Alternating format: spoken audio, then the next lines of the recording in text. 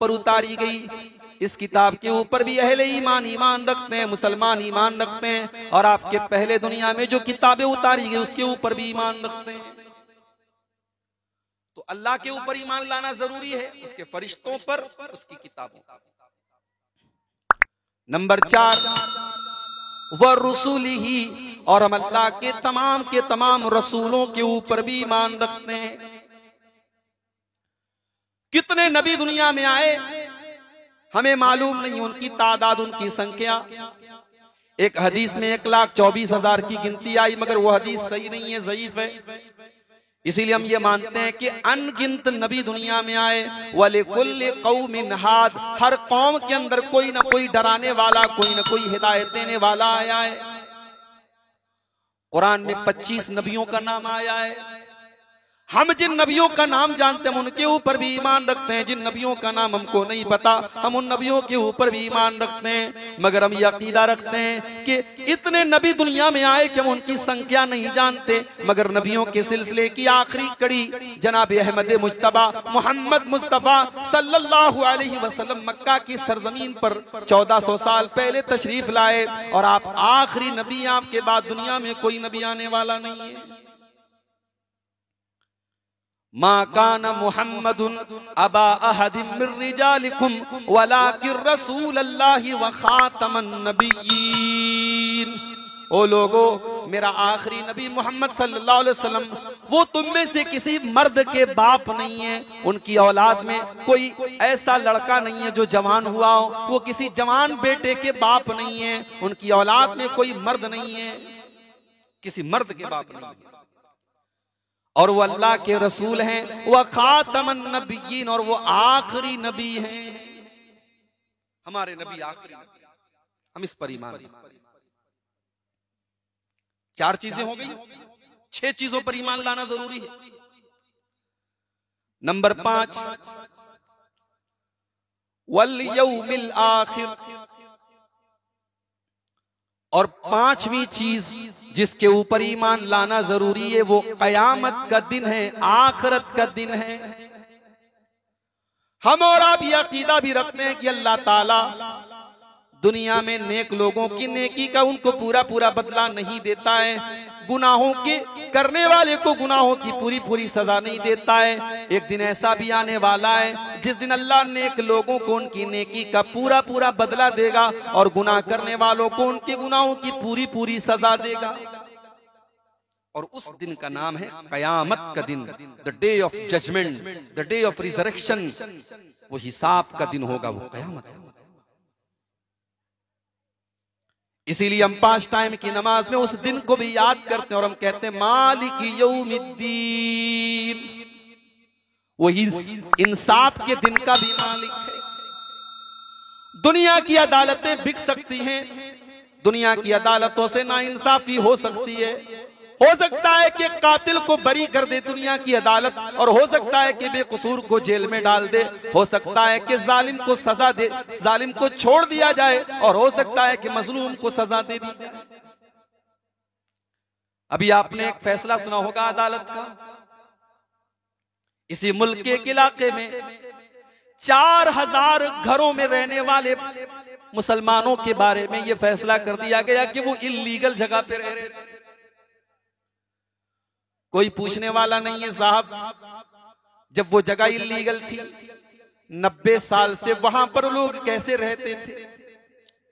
वहां मस्जिदें भी बन गई, वहां मंदिर भी बन गए, हॉस्पिटल भी बन गए, सरकारी स्कूल भी बन गए, आप कहां सोए हुए थे?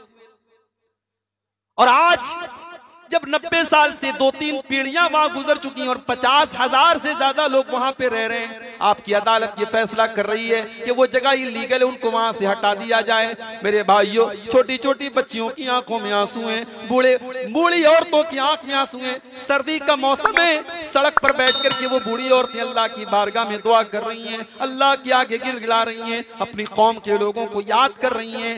आज ये नाइंसाफी भी दुनिया देख रही है। मालिक यौमिद्दीन, एक ऐसा भी दिन आने वाला है जिस दिन अल्लाह ताला तमाम मजलूमों को इंसाफ दिलाएगा और तमाम जालिमों से इंतकाम लेगा।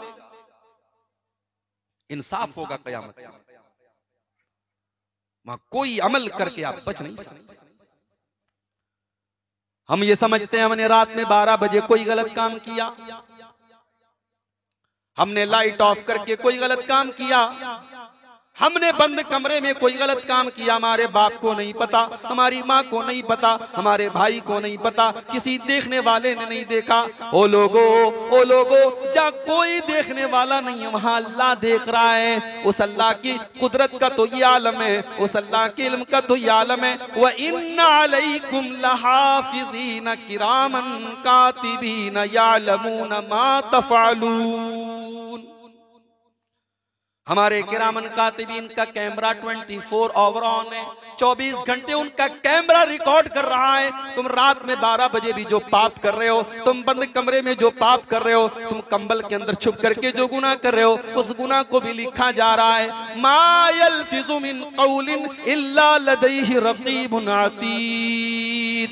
अरे अमल तो बड़ी दूर की बात है, तेरी जुबान से निकलने वाले अल्फाज को भी नोट किया जा रहा है, तेरे मुंह से निकलने वाले शब्दों को भी नोट किया जा रहा है। अल्लाह का सब रिकॉर्ड, एक एक जर्रे का हिसाब देना पड़ेगा। वमन यामल मिस्काल ज़र्रतिन खैरन यरा वमन यामल मिस्काल ज़र्रतिन शर्रन यरा। एक जर्रा के बराबर भी तुमने कोई गुनाह का काम किया है, वो भी अल्लाह की बारगाह में तुम देख लोगे। जर्रा बराबर तुमने कोई नेकी का काम किया है, वो भी अल्लाह की बारगाह में देख लोगे। कयामत के दिन हिसाब होगा मेरे भाई। जानते हो हमारे नबी के ऊपर सबसे आखिरी आयत कौन सी उतरी? चलो आपकी जनरल नॉलेज में इजाफा कर दो। आखिरी आयत हमारे नबी के ऊपर कौन सी उतरी जानते हो? सूरह बकरा की एक आयत, तीसरे पारे की एक आयत उतरी, अल्लाह के नबी के ऊपर आखिरी आयत उतरी। उस आयत के उतरने के 9 दिन के बाद अल्लाह के प्यारे नबी का इंतकाल हो गया, आपकी वफात। कौन सी आयत है वो? जरा उस आयत को सोचिए मेरे भाइयों, उस पर गौर कीजिए कि इस आयत के अंदर ऐसी क्या खास बात है कि अल्लाह ने अपने नबी के ऊपर सबसे आखिरी आयत वत्तकू यौमन तुरजऊन फीही इलल्लाह, उस दिन से डरो जिस दिन तुम अल्लाह की तरफ लौटाए जाओगे, तुम्हें अल्लाह के पास जाना पड़ेगा। सुम्मा तुवफ्फा कुल्लु नफ्सिम मा कसबत व हुम ला युज़लमून, और हर इंसान को उसके अमल का पूरा पूरा बदला दिया जाएगा, और किसी के साथ कोई जुल्म और अन्याय नहीं होगा, किसी के साथ कोई अत्याचार नहीं होगा, किसी के साथ कोई नाइंसाफी नहीं होगी। वो आखिरी दिन क़यामत का दिन। मेरी प्यारी माँ बहनों, आप तो शौकीन होती हैं जेवरात की। अल्लाह ने कुरान में कहा कि औरतें तो शौकीन होती हैं, अब मन युनश्शौ फिल हिलिया, वो जेवरात की बड़ी शौकीन होती हैं। जेवर लेने के लिए आप सोनार के पास जाती हैं, नाक में जो आप नथिया पहनती हैं और नाक में जो कील पहनती हैं, वो कील भी अपने तराजू पर सोनार रख करके तौल करके बता देता है कि ये कितने मिलीग्राम की है। ग्राम नहीं, ग्राम का भी 1000वां हिस्सा, कितने मिलीग्राम है सोनार के तराजू पर। औरत की नाक की कील का वजन भी पता लगता है। हमें बड़ी हैरत होती है, हम कहते हैं यार ये सोनार का तराजू तो बड़ा खतरनाक है, ये तो औरत के नाक की कील का वजन भी बता रहा है।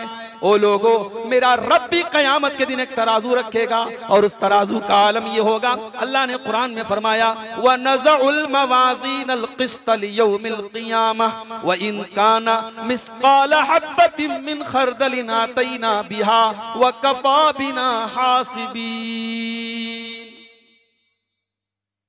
हम कयामत के दिन इंसाफ का तराजू रखेंगे, और एक राई के दाने के बराबर भी तुमने कोई चीज की होगी। राई बुझते पा रहे हैं? राई को क्या बोलते हैं आपके बंगला में? सरसों बोलते हैं। कितना 1 किलो की होती होगी? उसका एक दाना कितना वजन का होता है? उसका वजन हमारी नजर में तो कुछ नहीं है ना। एक राई का दाना, एक सरसों का दाना, अ मोस्ट लिटिल थिंग, हमारी नजर में सबसे छोटी चीज है। अल्लाह फरमाता है वइन काना मिस्काला हब्बतिन मिन खरदलिन आतैना बिहा, एक राई के दाने के बराबर भी तुमने कोई गलत काम किया, तुमने कोई नेकी का काम किया, हमारे तराजू पर वो सामने आ जाएगा। व कफा बिना हासिबीन, मेरे बंदो तुम्हारा हिसाब हम लेंगे, हम लेंगे तुम्हारा हिसाब। अल्लाह हम सबका हिसाब आसान कर दे। क़यामत का दिन ऐसा होगा। दुनिया में बच्चा स्कूल में पढ़ता है, बच्चा मेहनत करके आया है, लिख करके आया है, एग्जाम का रिजल्ट आया, बच्चा फेल हो गया। बच्चे के माँ बाप स्कूल में जाते हैं, प्रिंसिपल से मुलाकात करते हैं, साहब मेरा बच्चा तो बहुत अच्छा लिख करके आया है, आपने फेल कैसे कर दिया? प्रिंसिपल ने टीचर को बुलाया, तुमने इसको फेल क्यों कर दिया? टीचर कहता है सर इसने लिखा तो था मगर गलत लिखा था, ये फेल होने के लायक है। बच्चे के माँ बाप कहते हैं नहीं नहीं हमको यकीन नहीं, हमारा बच्चा बहुत मेहनत से लिख करके आया है। टीचर कहता है अच्छी बात है, मैं कॉपी ले आता हूं, आप कॉपी देख लें। बच्चे की कॉपी ले आता है और कॉपी देख करके माँ बाप को भी मानना पड़ता है कि हमारा बच्चा फेल होने के लायक था। कयामत के दिन भी हमने दुनिया में जो किया होगा, हमारे अमल की आंसर बुक भी हमको दे दी जाएगी। कयामत के दिन हमको रिजल्ट नहीं मिलेगा, कयामत के दिन हमारी जिंदगी भर का कच्चा चिट्ठा हमको दे दिया जाएगा। अल्लाह ने फरमाया वकुल्ल इंसानिन अल्ज़मनाहु ताइरहु फी उनुक़िही व नुख़रिजु लहू यौमल क़ियामति किताबन यल्क़ाहु मंशूरा। हम कयामत के दिन हर इंसान के नामे अमाल को, उसकी जिंदगी भर की किताब को उसकी गर्दन में डाल देंगे और हम उससे कहेंगे इक़रा किताबक कफ़ा बिनफ़्सिकल यौमा अलैका हसीबा। ऐ मेरे बंदे ये तेरी किताब है, ये तेरा नाम अमाल है, ये तेरी जिंदगी भर का कच्चा चिट्ठा है, अब तू खुद अपना हिसाब ले ले, तू खुद अपनी परीक्षा ले ले। ये होगा क़यामत। हमारा ईमान है कि क़यामत आएगी। ये पांचवी चीज है जिस पर हमको ईमान रखना है कि कयामत होगी। और छठी चीज वल क़द्रि खैरिही व शर्रिही, और तकदीर के ऊपर भी ईमान रखना है। तकदीर में अच्छा लिखा हो तब भी ईमान रखना है, बुरा लिखा हो तब भी ईमान रखना है। एक भाई करोड़पति है, एक भाई बेचारा परेशान है। एक भाई प्रॉपर्टी पर प्रॉपर्टी ले रहा है, दूसरा भाई को कारोबार में घाटा हो रहा है। उसके दिल में हसद पैदा हो गया, उसके दिल में जलन पैदा हो गया, उसके दिल में ईर्ष्या पैदा हो गई। वो सोचने लगा ये तो इतना पैसा कमा रहा है, मेरा घाटा क्यों हो रहा है, इसका घाटा क्यों नहीं हो जाता, इसका कारोबार क्यों नहीं टूट जाता, इसका मकान क्यों नहीं गिर जाता, इसका बच्चा क्यों बीमार नहीं हो जाता। दुनिया में हर चीज का इलाज हसद का इलाज है, बड़ी खतरनाक बीमारी। इसीलिए अल्लाह के प्यारे नबी अपनी उम्मत को खबरदार करके फरमाते हैं इयाकुम वल हसद फइन्नल हसद याकुलुल हसनाति कमा ताकुलुन नारुल हतब। ऐ मेरी उम्मत के लोगों तुम हसद कभी ना करना, तुम किसी को खुश देख करके कभी न जलना, किसी की नेमत को देख करके तुम्हारे दिल में जलन कभी पैदा न हो, इसलिए कि हसद नेकियों को खा जाता है जैसे आग लकड़ी को खा जाती है। आग में लकड़ी डालो तो लकड़ी खत्म हो जाएगी, हसद की आग में तुम्हारे उम्रें बर्बाद हो जाएंगे, तुम्हारे हज बर्बाद हो जाएंगे, तुम्हारी नमाजें बर्बाद हो जाएंगी, तुम्हारे दान तुम्हारे सदका खैरात बर्बाद हो जाएंगे, तुम्हारी नेकियां खत्म हो जाएंगी। जानते हो ये हसद क्यों होता है? ये हसद इसलिए होता है कि अल्लाह की तकदीर पर ईमान कमजोर होता है। जिसका तकदीर के ऊपर ईमान होगा वो ये जानता है कि मेरे मुकद्दर में जो रोजी अल्लाह ने लिखी है वो मुझको मिलकर के रहेगी। मैं जब अपनी माँ के पेट में था, मैं 4 महीने का था, मैं 120 दिन का था। अल्लाह के नबी फरमाते हैं जब बच्चा अपनी माँ के पेट में रहता है और 4 महीने का हो जाता है, 120 दिन का हो जाता है, अल्लाह ताला के हुक्म से बच्चे के अंदर रूह डाल दी जाती है। इसीलिए 4 महीने के ऊपर का जो बच्चा होता है उसके अंदर रूह पड़ी होती है। एबॉर्शन करवाना तो गुनाह है, बड़ी मजबूरी है, औरत की जान खतरे में है, डॉक्टर ने कह दिया इसकी जान बच नहीं सकती, मजबूरी में ऑप्शन है। मगर 4 महीने के बाद अगर कोई एबॉर्शन करवाता है तो ये और बड़ा गुनाह है, क्योंकि बच्चे के अंदर रूह डाल दी गई। अल्लाह के नबी फरमाते हैं रूह डाल दी जाती है और 4 चीजें फरिश्ता लिख देता है, फयुक्तबु अमलुहु व अजलुहु व रिज़्क़ुहु व शक़िय्युन औ सईदुन। उसका अमल लिख दिया जाता है, उसकी उम्र लिख दी जाती है, कितनी उम्र पाएगा, 20 साल पाएगा, 40 साल पाएगा, 70 साल पाएगा, कितनी जिंदगी पाएगा लिख दिया जाता है। वह रिज़्क़ुहु, उसकी रोजी लिख दी जाती है, कितनी रोजी पाएगा, और ये भी लिख दिया जाता है वो बदनसीब होगा या खुश नसीब होगा, वो जन्नत में जाएगा या जहन्नम में जाएगा, वो ईमान वाला बनेगा या काफिर बनेगा, वो नमाजी बनेगा कि बेनमाजी बनेगा, वो माँ बाप की खिदमत करने वाला बनेगा या माँ बाप का दिल दुखाने वाला बनेगा, सब लिख दिया जाता है। तो जब हमारी तकदीर लिखी जा चुकी है तो भाइयों हसद जो करेगा इसका मतलब कि उसे अल्लाह की तकदीर पर भरोसा नहीं। इसीलिए अल्लाह के नबी फरमाते हैं वर्द बिमा कसमल्लाहु लक तकुन अगनन नास, तुम्हारी तकदीर में, तुम्हारी किस्मत में अल्लाह ताला ने जो लिख दिया है तुम उसके ऊपर राजी हो जाओ, तुम उसके ऊपर सेटिस्फाइड हो जाओ, तुम उसके ऊपर संतोष कर लो, तुम उसके ऊपर सब्र कर लो। तुमसे ज्यादा अमीर कोई नहीं होगा जिसको अल्लाह ताला कनात की दौलत दे दे, जिसको अल्लाह ताला सब्र की दौलत दे दे, संतोष की दौलत दे दे, उससे बड़ा दौलतमंद कोई नहीं है। तो 6 चीजों पर ईमान लाना जरूरी है। मैं एक बार रिपीट करूं, अल्लाह पर ईमान लाना है, फरिश्तों पर ईमान लाना है, किताबों पर ईमान लाना है, रसूलों पर ईमान लाना है, कयामत के दिन पर ईमान लाना है और तकदीर के ऊपर ईमान लाना है। 6 चीजें होंगी।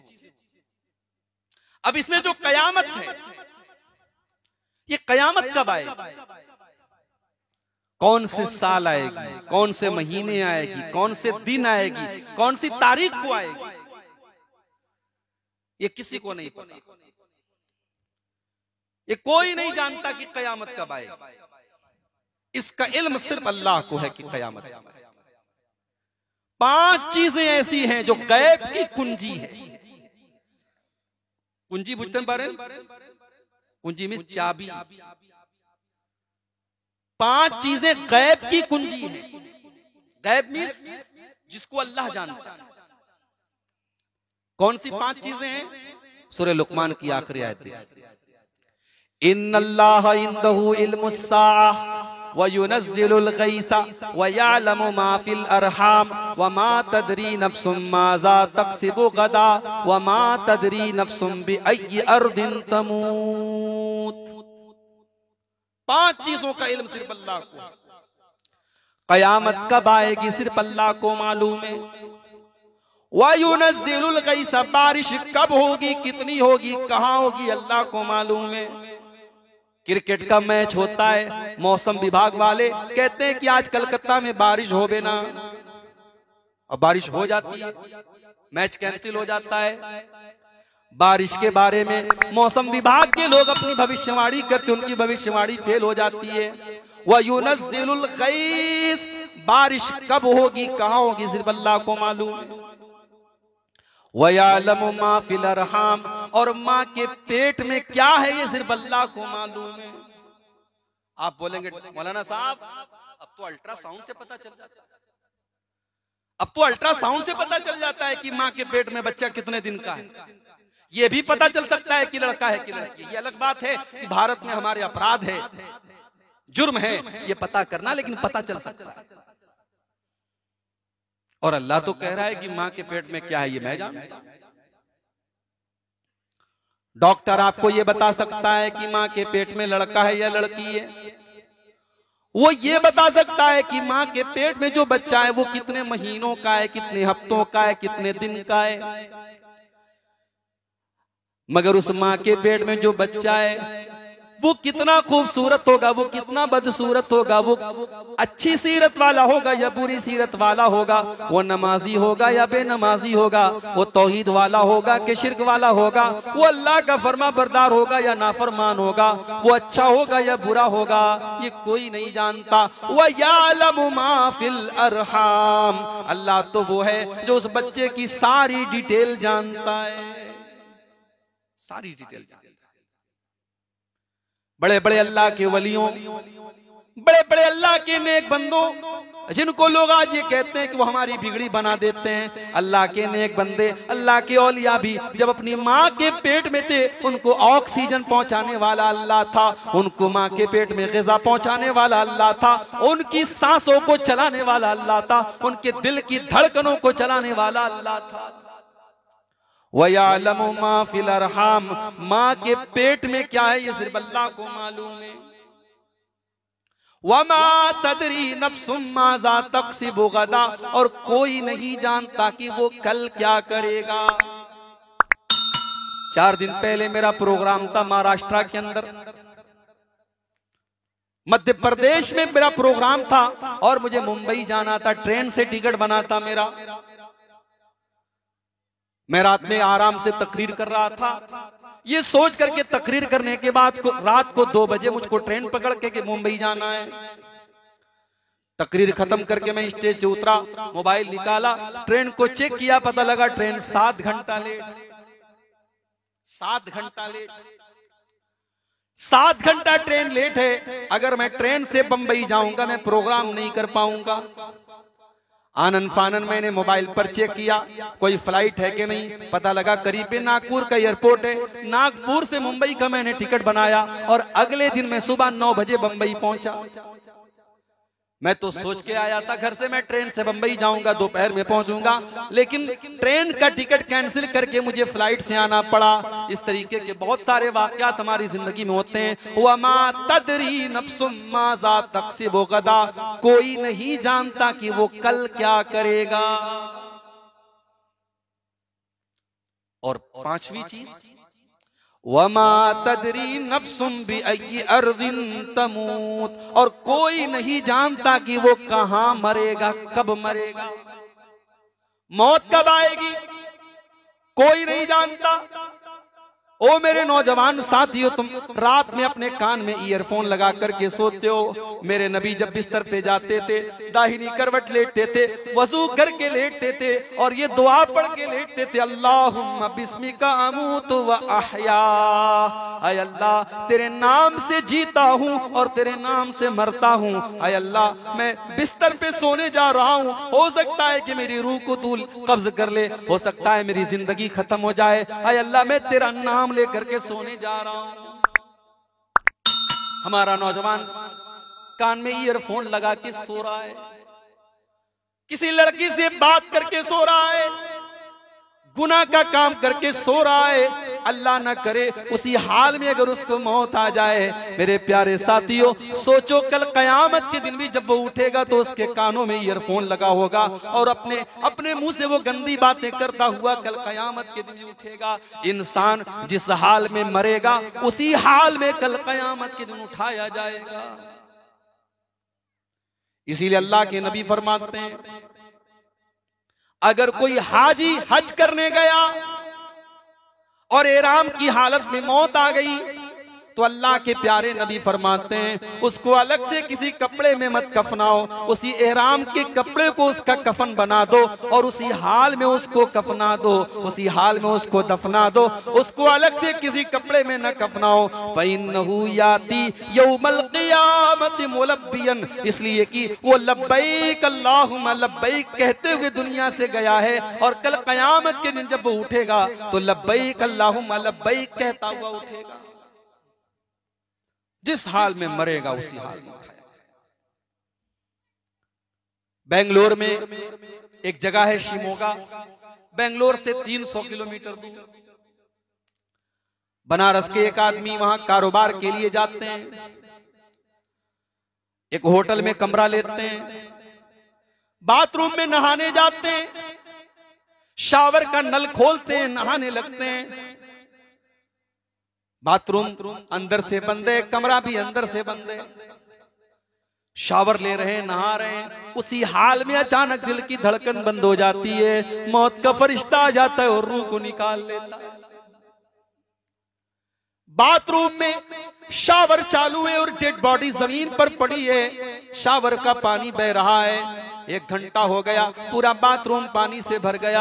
होटल वालों को कुछ पता नहीं, होटल वाले सोचने लगते कि कई घंटे हो गए ये आदमी बाहर क्यों नहीं निकल रहा है। दरवाजा बहुत बार बार खटखटाया गया, कोई आवाज नहीं आई। दरवाजे को तोड़ के जब कमरे के अंदर दाखिल होते हैं, देखते कमरे के अंदर कोई नहीं। बाथरूम के पास गए, बाथरूम का दरवाजा खटखटाया, अंदर से कोई आवाज नहीं। जब बाथरूम का ताला तोड़ करके दरवाजा खोला गया तो देखा कि डेड बॉडी मौजूद है। वमा तदरी नफ्सुम बिअय्यि अर्ज़िन तमूत, कोई नहीं जानता कि वो कब और कहां मरेगा। मेरे दोस्त थे, बंबई में रहते थे, मौलाना अब्दुल रहमान सलफी साहब, खूब भालो वक्ता, बहुत अच्छे मुकर्रिर, बहुत अच्छी तकरीर करते थे। आपके बंगाल में भी आते थे। बंबई से पूना जाते हैं तकरीर करने के लिए। तकरीर करने के बाद जल्दी जल्दी वो टैक्सी पकड़ते हैं, और टैक्सी इसलिए पकड़ते हैं कि जल्दी से बंबई जाना है। मस्जिद में नमाज पढ़ाते थे और मस्जिद में फजर की नमाज उनको पढ़ाना।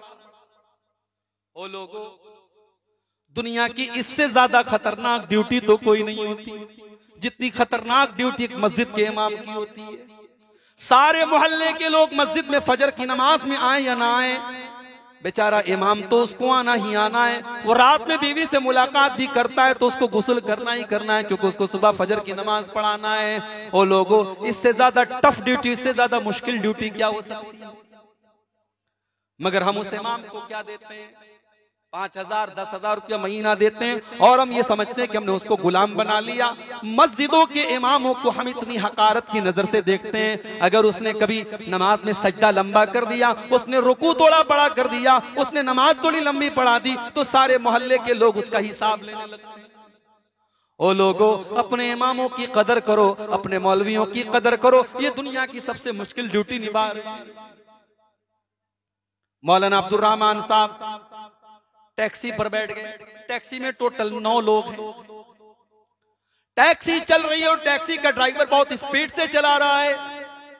रास्ते में पेट्रोल पंप आता है, ड्राइवर तेल लेने लगता है। मौलाना अब्दुल रहमान कहते हैं कि भाई तुम इतनी तेज गाड़ी चला रहे हो, मैं यहीं उतर जाऊंगा, मैं तुम्हारे साथ नहीं जाऊंगा। वो कहता है अच्छा मौलाना साहब, अब मैं गाड़ी सही चलाऊंगा। तेल लेता है, गाड़ी को आगे बढ़ाता है, फिर पूरी स्पीड में गाड़ी चलाने लगता है। गाड़ी अपना बैलेंस खो देती है। अचानक गाड़ी एक दूसरी ट्रक से टकरा जाती है और खतरनाक हादसा हो जाता है, और 9 लोगों में से 8 लोगों का इंतकाल हो जाता है। 8 लोग उसी मौके पर मर जाते हैं, एक औरत सिर्फ जिंदा बचती है। और मेरे प्यारे साथियों, उन मरने वालों में मेरे दोस्त मौलाना अब्दुल रहमान भी थे। बिल्कुल यंग थे, नौजवान थे, छोटे छोटे उनके 2 बच्चे थे। उनकी जवान बीवी ने, उनके छोटे छोटे बच्चों ने क्या सोचा था कि मैं मेरा बाप आज मुझको छोड़ के जा रहा है, कल वो जिंदा नहीं लौट पाएगा। क्या उनकी बीवी ने सोचा था कि कल सुबह मैं बेवा हो जाऊंगी, मेरे शौहर का इंतकाल हो जाएगा? क्या उनके माँ बाप ने सोचा था कि हमारा बच्चा दुनिया से चला जाएगा? वमा तदरी नफ्सुम बिअय्यि अर्ज़िन तमूत, कोई नहीं जानता कि वो कब और कहां मरेगा, कोई नहीं। तो ये 5 चीजें हैं जिनकी नॉलेज सिर्फ अल्लाह को। इसमें से एक चीज है कयामत कब आएगी, अल्लाह को पता है। एक मर्तबा हजरत जिब्रील अलैहिस्सलाम इंसान की शक्ल में, मनुष्य की शक्ल में अल्लाह के प्यारे नबी के पास आते हैं और आकर के आपसे बहुत सारे सवाल करते हैं। और उन्हीं सवालों में सवाल ये भी करते हैं, अखबिरनी अनिस्सा, ऐ मोहम्मद सल्लल्लाहु अलैहि वसल्लम मुझे कयामत के बारे में बताइए कि कयामत कब आएगी, कयामत कब आएगी। अल्लाह के नबी क्या फरमाते हैं, मल मसूल अन्हा बिआलम मिन साइल, ऐ सवाल करने वाले, जितना तू जानता है उतना तो मैं भी जानता हूँ। जब तुझको नहीं पता कि कयामत कब आएगी तो मुझको भी नहीं पता कि कयामत कब आएगी। कयामत का एग्जैक्ट इल्म मुझको भी नहीं है। हाँ, कयामत की निशानियां मैं तुमको बता सकता हूँ, लेकिन कयामत कब आएगी मैं नहीं जानता। तो कयामत कब आएगी ये कोई नहीं जानता, लेकिन कयामत की कुछ निशानियां अल्लाह ने कुरान में बताई है और अल्लाह के नबी ने हदीसों में बताई है। इंशाअल्लाह आज की तकरीर में हम उसको आपके सामने बयान करेंगे। अगर आप गौर से सुनेंगे बड़ी बातें मिलेंगी, बड़ी नसीहत मिलेगी और इंशाअल्लाह हम और आप अपनी इस्लाह की कोशिश करेंगे। कयामत की निशानी, मैंने एक आयत पढ़ी थी आपके सामने, सूरह अंबिया की पहली आयत, कुरान के 17वें पारे की पहली आयत। इक़्तरब लिन्नासि हिसाबुहुम वहुम फी गफलतिन मुरिदून। लोगों के हिसाब का टाइम करीब आ चुका है, लोगों के इम्तिहान का टाइम करीब आ चुका है, लोगों के परीक्षा का समय आ चुका है, लेकिन लोग फिर भी गफलत में पड़े। एक लड़का स्कूल में पढ़ता है, एक स्टूडेंट कॉलेज में पढ़ता है, साल भर वो पढ़ाई करता हो या ना करता हो, लेकिन जब परीक्षा का समय आता है, जब एग्जाम का टाइम आता है, तो साल भर ना पढ़ने वाला स्टूडेंट भी पढ़ाई करता है, क्योंकि उसको पता होता है कि अगर मैं पढ़ाई नहीं करूंगा तो मैं फेल हो जाऊंगा, मेरा साल बर्बाद हो जाएगा। वो लोगों, एक हिसाब हमको भी देना है और वो हिसाब हमको मरने के बाद कब्र में भी देना है और कल कयामत के दिन भी देना है। और हम नहीं जानते कि कयामत कब आएगी और हम नहीं जानते कि हम कब मरेंगे। हो सकता है कि हम कल मर जाएं, हो सकता है कि हम आज ही मर जाएं। इसलिए अल्लाह फरमा रहा है, इक़्तरब लिन्नासि हिसाबुहुम वहुम फी गफलतिन मुरिदून। ओ लोगो, तुम कितने बड़े नादान हो, तुम्हारे हिसाब का टाइम आ चुका है, फिर भी तुम अल्लाह को छोड़े हुए हो, फिर भी तुम दीन से गाफिल हो, तुम अल्लाह को भूले बैठे हो। तो कयामत की कुछ निशानियां कुरान और हदीस में बताई गई। एक है कयामत की बड़ी निशानियां, ये टोटल 10 निशानियां हैं। ये बिल्कुल लास्ट में आएंगी जब कयामत एकदम आने वाली होगी। वो कौन सी 10 निशानी होगी, आइए बता देता हूं आपको। सही मुस्लिम की हदीस है, हजरत हुज़ैफा इब्ने असीद गिफारी कहते हैं कि हम लोग आपस में बातें कर रहे थे, इतने में अल्लाह के प्यारे नबी हमारे पास आए। बड़े गौर से सुनिएगा, बड़े ध्यान से सुनिएगा।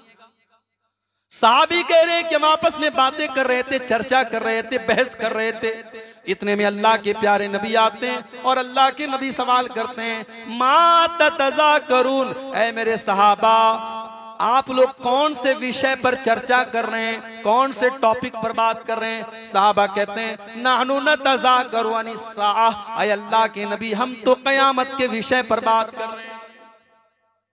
आप कभी बात करते हैं कयामत?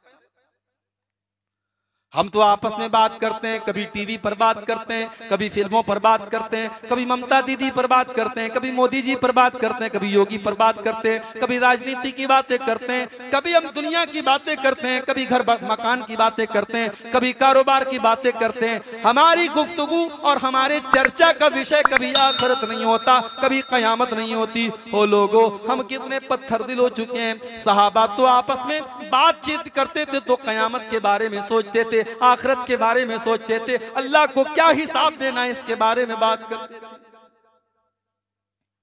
साहबा बोले कि हम लोग कयामत के बारे में चर्चा कर रहे हैं। अल्लाह के नबी ने फरमाया, इन्नहा लन तक़ूम हत्ता तरौ अशरा आयात, कयामत नहीं आएगी जब तक 10 निशानियां तुम देख न लो। 10 बड़ी बड़ी निशानियां जब तक तुम देख न लो तब तक कयामत नहीं आएगी। नंबर 1, अद्दुखान, कयामत के पहले बहुत बड़ा धुआं आएगा, धुआं आएगा। और ये धुआं जब आसमान में आएगा तो दूसरी हदीस में अल्लाह के नबी ने फरमाया कि जितने मोमिन होंगे उनको तो जुकाम हो जाएगा और जितने काफिर होंगे और मुशरिक होंगे सब मर जाएंगे। वो धुआं उनको मौत के घाट पर। तो ये कयामत के पहले ये धुआं है। वद्दज्जाल, और क़यामत की दूसरी बड़ी निशानी दज्जाल आएगा।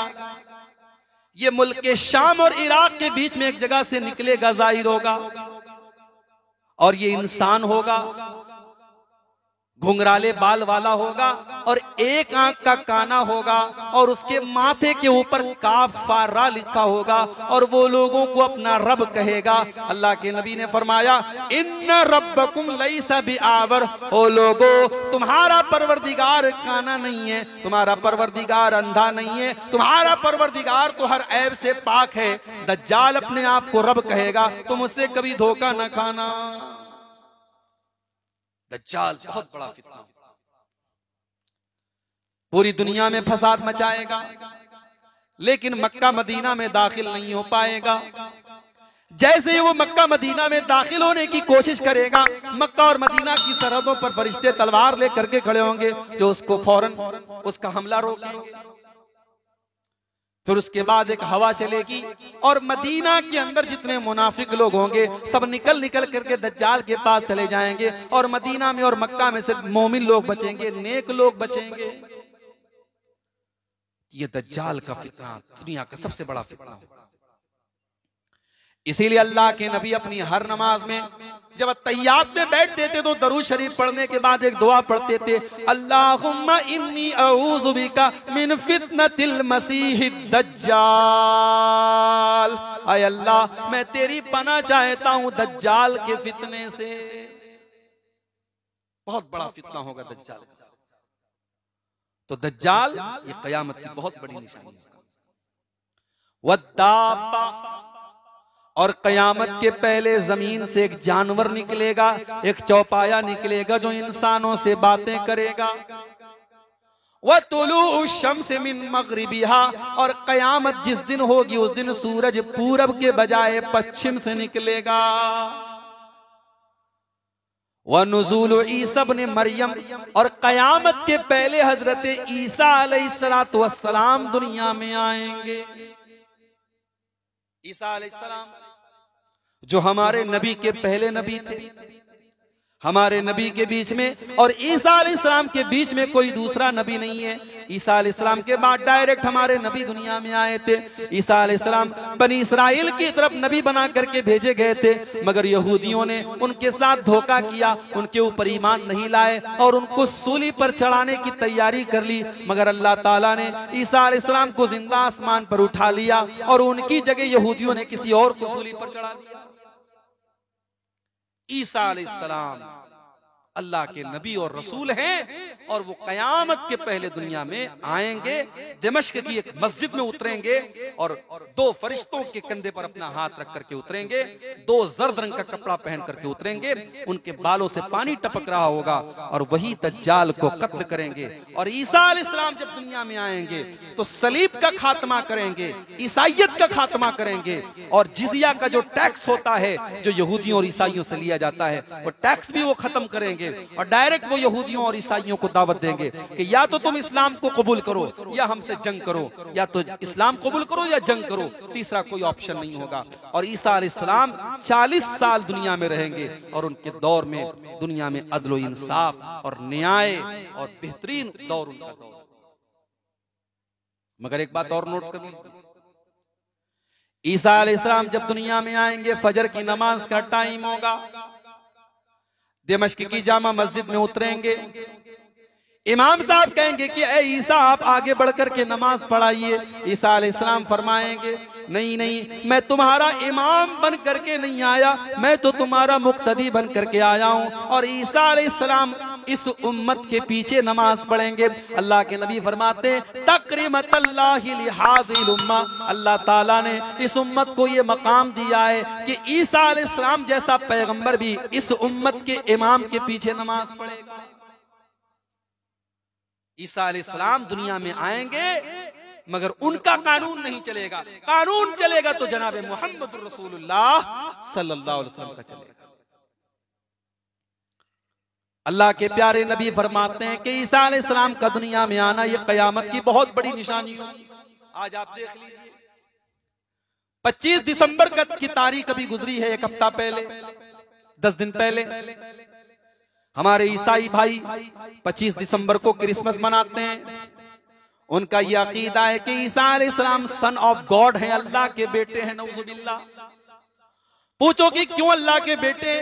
कहते हैं कि उनका तो कोई बाप नहीं था, वो तो अल्लाह के बेटे थे, मरियम के पेट से पैदा हुए, उनका बाप अल्लाह था। नऊजुबिल्लाह।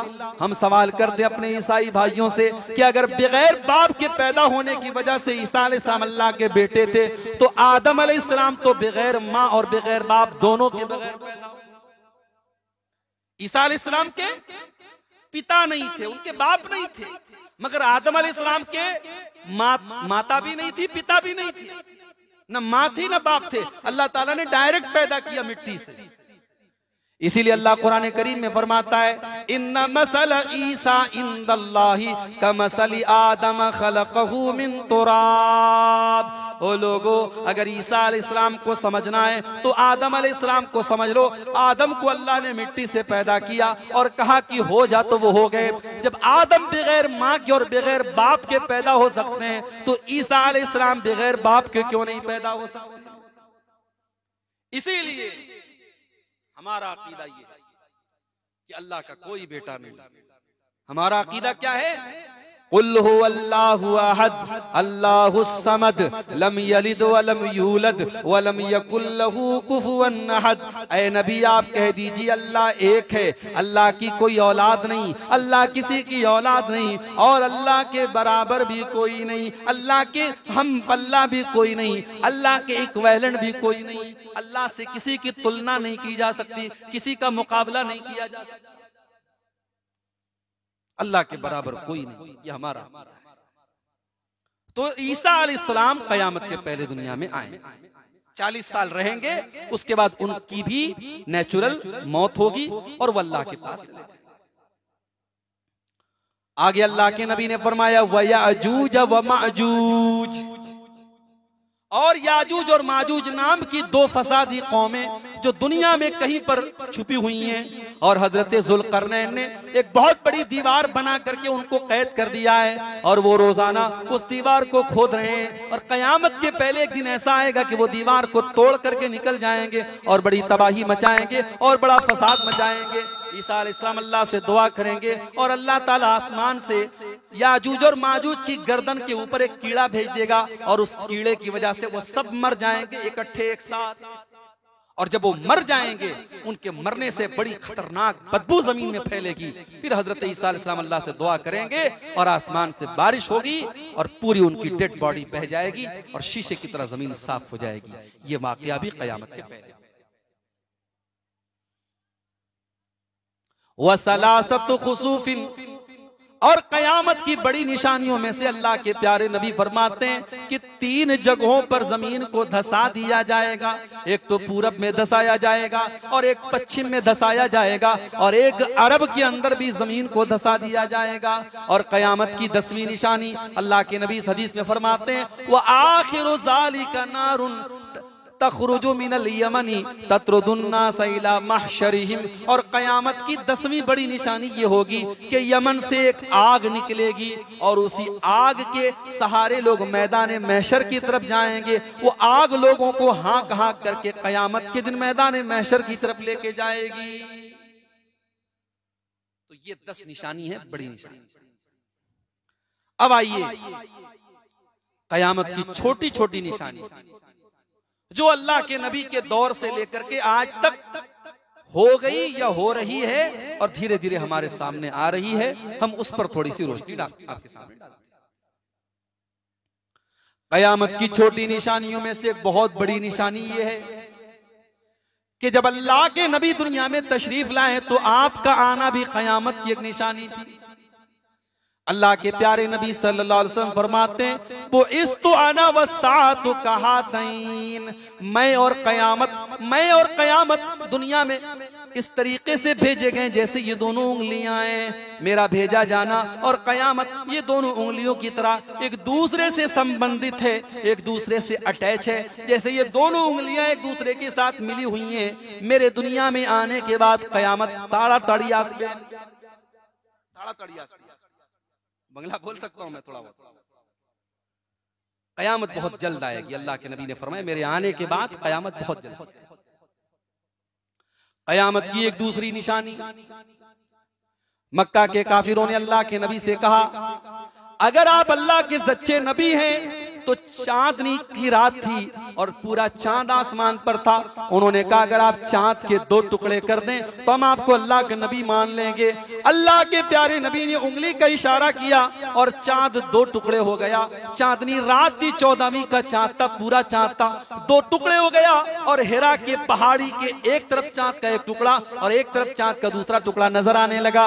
मगर फिर भी मक्का वाले ईमान नहीं लाए। अल्लाह ने कुरान की आयत नाजिल फरमाई इक़्तरबत सातु वनशक्कल कमर, ऐ नबी चांद का 2 टुकड़े होना यह भी कयामत की एक निशानी है। बाज रिवायात में आता है कि हिंदुस्तान के किसी राजा ने उस वक्त देख लिया था चांद को 2 टुकड़े होते हुए। थोड़ी देर के लिए वो हुआ था, रात भर नहीं हुआ था, थोड़ी देर के लिए हिंदुस्तान के किसी राजा ने देख लिया था और बाद में वो मुसलमान भी हो गया था। मगर उसका कोई ऑथेंटिक प्रूफ नहीं है, कोई सबूत नहीं है। इस तरीके की रिवायत तारीख में मिलती है, उसकी कोई यानी मुस्तनद रिवायत उसकी नहीं मिलती। तो चांद का 2 टुकड़े होना यह भी कयामत की बहुत बड़ी निशानी। इसी तरीके से कयामत की एक निशानी यह भी थी अल्लाह के नबी की मौत का होना, आपकी वफात का होना। गज़वे तबूक का मौका है। हजरत औफ इब्ने मालिक फरमाते हैं कि अल्लाह के नबी ने मुझसे फरमाया कि ऐ औफ इब्ने मालिक ओदुद सित्तन बैना यदै सा, कयामत के पहले कयामत के परे 6 चीजें तुम देखोगे, उनको देख लेना, गिन लेना। 6 चीजें जब तुमको नजर आए तो समझ जाना कि कयामत आने वाली है। मौती, सबसे पहली चीज अल्लाह के नबी ने फरमाई ऐ औफ इब्ने मालिक जब मेरी मौत हो जाए, जब मैं दुनिया से चला जाऊं तो तुम समझ जाना कि कयामत करीब है। मेरे प्यारे साथियों, नबी अकरम की वफात का वाकया भी बड़ा दर्दनाक वाकया है। आज हमारा कोई महबूब दुनिया से जाने लगता है, हमारी आंखों में आंसू आ जाते हैं, हमारा दिल तड़पने लगता है। सहाबा तो अपने नबी के ऊपर जान छिड़कते थे, सहाबा तो अपने नबी के लिए जान देने को तैयार रहते थे। सोचो सहाबा को कैसा लगा होगा जब अल्लाह के नबी की जुदाई का टाइम आया होगा, जब अल्लाह के नबी की वफात का टाइम आया होगा। आपने जब हज किया था उसी वक्त आपको एहसास हो गया था कि अब आप दुनिया में ज्यादा दिन तक नहीं रहेंगे। इसलिए अब आप जब हज कर रहे थे, आप तवाफ करते थे, आप सफा मरवा के दरमियान सही करते थे, आप जमरात में मिना में पत्थर मारते थे, कंकरी मारते थे, तो आप सहाबा से कहते थे खुज़ू अन्नी मनासिककुम लअल्ली ला अराकुम बाद यौमिकुम हाज़ा। ओ लोगो मुझसे हज का तरीका सीख लो, मुझसे हज का के अरकान सीख लो। हो सकता है कि आइंदा साल तुम अपने नबी से मुलाकात न कर पाओ, हो सकता है कि आइंदा साल तुम अपने नबी को न देख सको।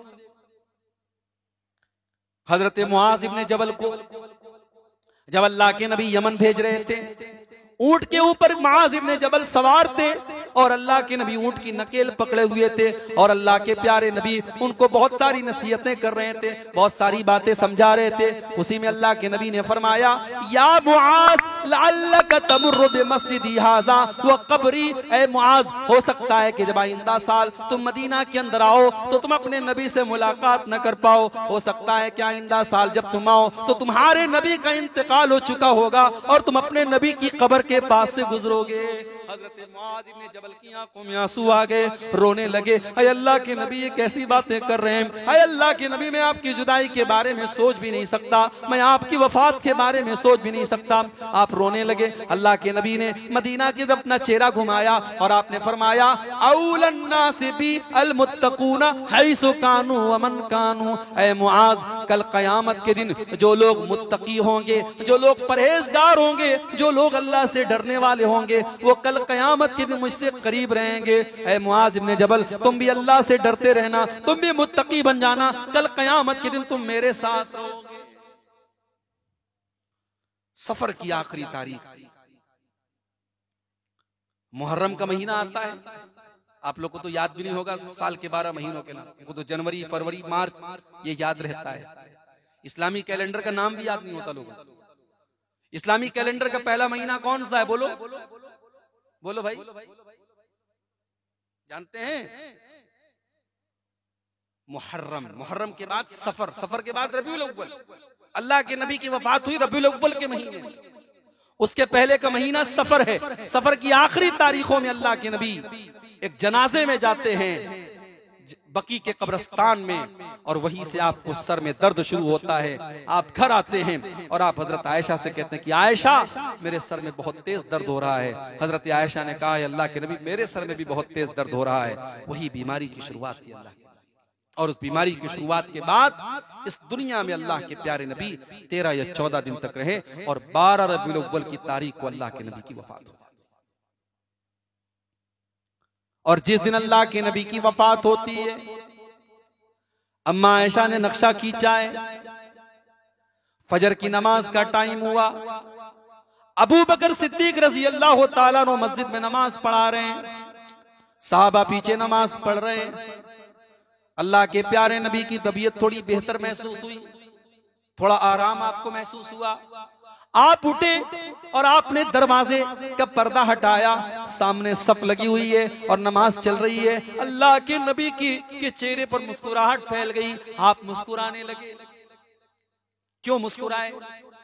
आप ये सोच करके मुस्कुराए कि मेरी उम्मत मेरे बाद अपने मिशन पर चल रही है, मेरे बाद नमाज चल रही है। मैं दुनिया से चला जाऊंगा तब भी मेरा मिशन दुनिया में बाकी रहेगा। मेरे साहबा नमाज कायम करेंगे, मेरे साहबा दीन कायम करेंगे। ओ लोगो, हम कितने बड़े बेगैरत हैं, हम कितने बड़े बेशरम हैं। आज हम दावा करते हैं कि हमें नबी से प्यार है, हमें नबी से मोहब्बत है, और हम नबी की मोहब्बत के नाम पर बड़े बड़े दावे करते हैं, और 5 टाइम की नमाज में भी हम नहीं रहते, हम नमाज से भी दूर रहते हैं। आखिरी टाइम अल्लाह के नबी मुस्कुराए, ये देख करके कि सहाबा नमाज पढ़, और सहाबा अपने नबी से इतना प्यार करते थे। सहाबा को महसूस हो गया कि अल्लाह के प्यारे नबी दरवाजे पर आ चुके हैं। सहाबा खुश हो गए और कहने लगे, बाद में सहाबा कहते हमें ये डर हुआ कि कहीं नमाज हमारी खराब ना हो जाए, हम कहीं नमाज से निकल ना जाएं। इतनी खुशी हमको हुई कि अल्लाह के नबी की तबीयत आज अच्छी हो गई है। हजरत अबू बकर सिद्दीक ने पीछे हटने की कोशिश की, प्यारे नबी ने हाथ से इशारा किया कि तुम नमाज को कंटिन्यू रखो, और उसके बाद अल्लाह के प्यारे नबी ने पर्दा गिरा दिया। सहाबा कहते हैं ये आखिरी दीदार था जो अल्लाह के नबी का हम सब ने किया था, या नबी ने हमारा किया। और बेचैनी का आलम देखो मेरे भाई, अपनी वफात के पहले अल्लाह के नबी बेचैन थे, और मौत की सख्तियां आपके ऊपर तारी थी। अल्लाह के प्यारे नबी के बगल में, आपके बाजू में एक लकड़ी का प्याला रखा था, उसमें पानी था। आप बार बार अपने चेहरे पर पानी डालते थे और कहते थे, अल्लाहुम्मा अइन्नी अला सकरातिल मौत, ऐ अल्लाह मौत की सख्तियों पर तू मेरी मदद फरमा। आखिरी टाइम आपने मिसवाक भी किया था। अम्मा आयशा फरमाती हैं, मेरे भाई अब्दुल रहमान बिन अबू बकर मिसवाक लेकर के आए, नबी अकरम की नजर पड़ी, आपने इशारा किया, मैं समझ गई कि आपको मिसवाक चाहिए। मैंने अपने भाई से मिसवाक को लिया और अपने दांतों से मैंने मिसवाक को नरम किया, और इस तरीके से अल्लाह के नबी के आखिरी टाइम में मेरा लुआबे दुहन, मेरे मुंह का जो थूक है वो अल्लाह के प्यारे नबी की थूक से मिल गया, मेरा लुआब अल्लाह के नबी के लुआब से मिल गया। हजरत आयशा कहती हैं, मेरे कंधे पर सर रख करके, मेरी गोद में सर रख करके अल्लाह के प्यारे नबी का इंतकाल हुआ। आप बेचैन थे, बार बार अपने चेहरे पर पानी डाल रहे थे और यही कह रहे थे, अल्लाहुम्मा इन्नी अला सकरातिल मौत, ऐ अल्लाह तू मौत की सख्तियों पर मेरी मदद फरमा। फिर आपने अपने हाथों को आसमान पर उठाया और आपने फरमाया, मल्लज़ीना अनअमल्लाहु अलैहिम मिनन नबिय्यीन वस्सिद्दीकीन वश्शुहदाई वस्सालिहीन, ऐ अल्लाह तो मुझे अपने नेक बंदों के साथ उठाना, ऐ अल्लाह अपने नबियों के साथ उठाना, अपने सिद्दीकीन के साथ उठाना, अपने शुहदा के साथ उठाना, अपने नेक और साले बंदों के साथ उठाना। अल्लाहुम्मा अलहिकनी बिर्रफीकिल आला, ऐ अल्लाह तू अपने नेक बंदों की रफाकत की में मुझे बुला ले, तो उनके साथ मुझे बुला ले। इतना कहकर के आपने अपने हाथों को उठाया था और फिर धीरे धीरे आपके हाथ जमीन पर आ गए और आप इस दुनिया से तशरीफ ले गए। ये वफात का लम्हा था। सहाबा कहते हैं कि जिस दिन अल्लाह के नबी की वफात हुई उससे ज्यादा अंधेरे वाला, उससे ज्यादा तारीक दिन मदीना में कोई नहीं। जिस दिन अल्लाह के नबी मदीना में आए उससे ज्यादा रोशनी वाला कोई दिन नहीं था, और जिस दिन अल्लाह के नबी का इंतकाल हुआ उस दिन से ज्यादा गम का दिन और उससे ज्यादा अफसोस का दिन कोई नहीं था।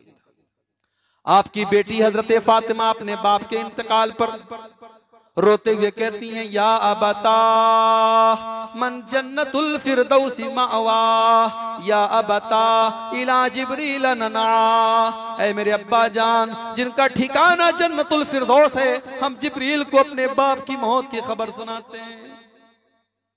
और जब अल्लाह के नबी को कब्र में उतारा गया, हजरत फातिमा हजरत अनस से कहती हैं, ऐ अनस अताबत अनफुसुकुम अन तासु अला वजहि रसूलिल्लाह सल्लल्लाहु अलैहि वसल्लम तुराब। ऐ अनस जरा बताना कि तुमने नबी के जिस्म के ऊपर और नबी के चेहरे के ऊपर जब तुमने कब्र में मिट्टी डाली थी तुमको कैसा लगा था? तुम्हारे दिल ने कैसे गवारा किया कि तुमने अपने नबी के ऊपर मिट्टी डाली?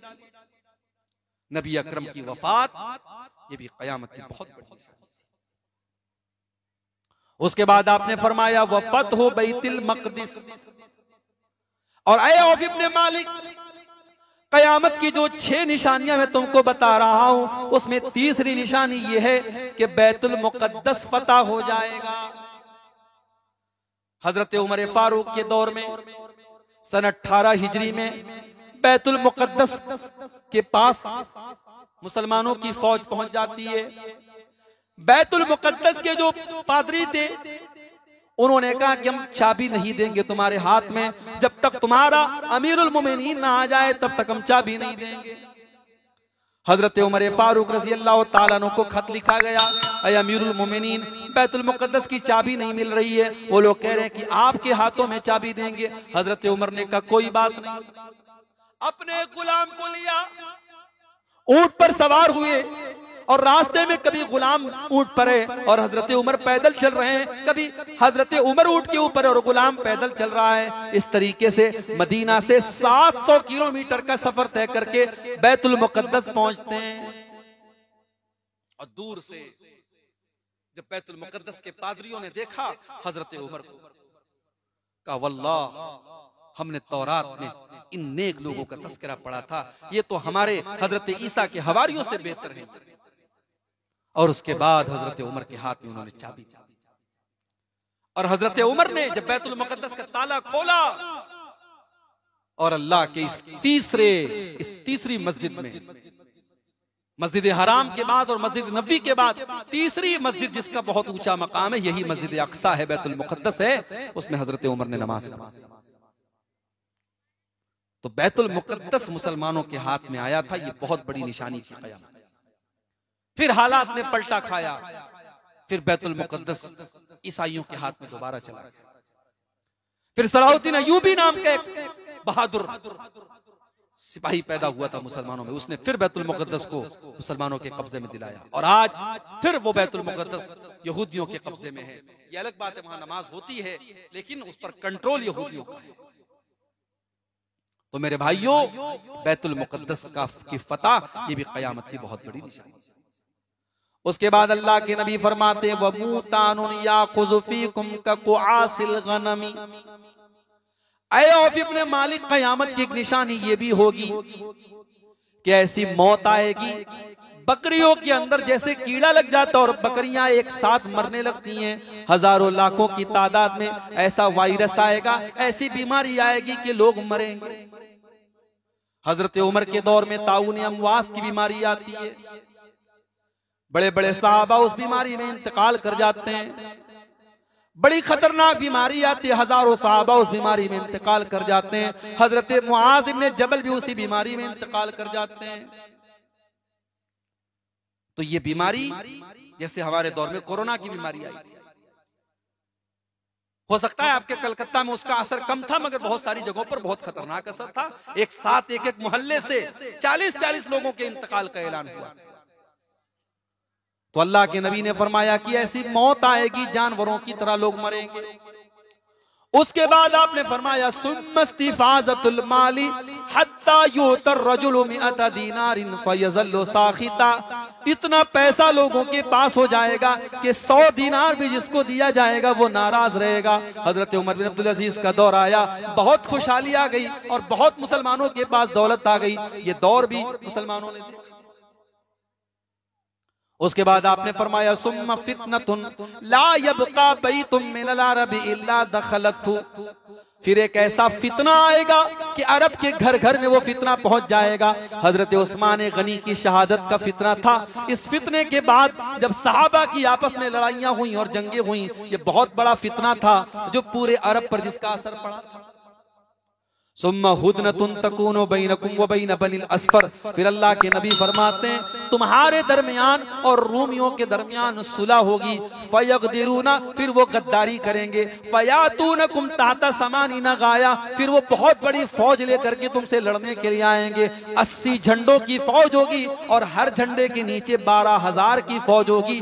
बहुत बड़ी फौज लेकर के वो तुमसे लड़ने के लिए आएंगे। ये निशानियां अल्लाह के नबी ने क़यामत के बयान। क़यामत की एक निशानी आपने ये भी फरमाई कि जिना बहुत ज्यादा होगा। मीना शरातिस साथ यज़हर जिना, के जिना बहुत ज्यादा होने लगेगा। आज हालात आप देख लीजिए, कौन सा ऐसा शहर है, कौन सा ऐसा गांव है, कौन सा ऐसा मोहल्ला है जहां आज मुसलमानों में ये गंदगी न पाई जा रही हो। और जब से ये सोशल मीडिया का दौर आया, जब से मोबाइल का और स्मार्टफोन का दौर आया, अब ये ज़िना और आसान हो गया। और हमने दूसरी तरफ निकाह को मुश्किल बना दिया। हमारे यहाँ जहेज की रस्म आ गई, हमारे यहाँ बारात की रस्म आ गई, हमारे यहाँ शादी ब्याह में लंबे चौड़े खर्च की रस्म आ गई। अब निकाह मुश्किल हो गया और ज़िना आसान हो गया। हालात ये हो गए, जिना करने पर उतना बुरा नहीं माना जाता जितना एक आदमी, उसको अल्लाह ने ताकत दी है, दौलत दी है, अगर वो एक से ज्यादा शादी करना चाहे, दूसरी शादी करना चाहे, पूरा समाज उसको गाली देने लगता है, पूरा समाज उसको गलत नजरों से देखने लगता है। कितनी औरतें तलाकशुदाएं, बेवाएं, उनकी जवानी बर्बाद हो रही है, वो गलत रास्तों की तरफ जा रही हैं। लेकिन अगर उनके बाप से कोई कह दे कि फलां से अपनी लड़की की शादी कर दो, वो शादीशुदा है, उसकी दूसरी निकाह की उसको जरूरत है, तुम उसके साथ अपनी लड़की की शादी कर दो, बाप तैयार नहीं है। लड़की जिना कर ले, गलत रास्ते की तरफ चली जाए, बाप को ये तो गवारा है, मगर दूसरी शादी करना गवारा नहीं है। हमने भाइयों जिना को आसान,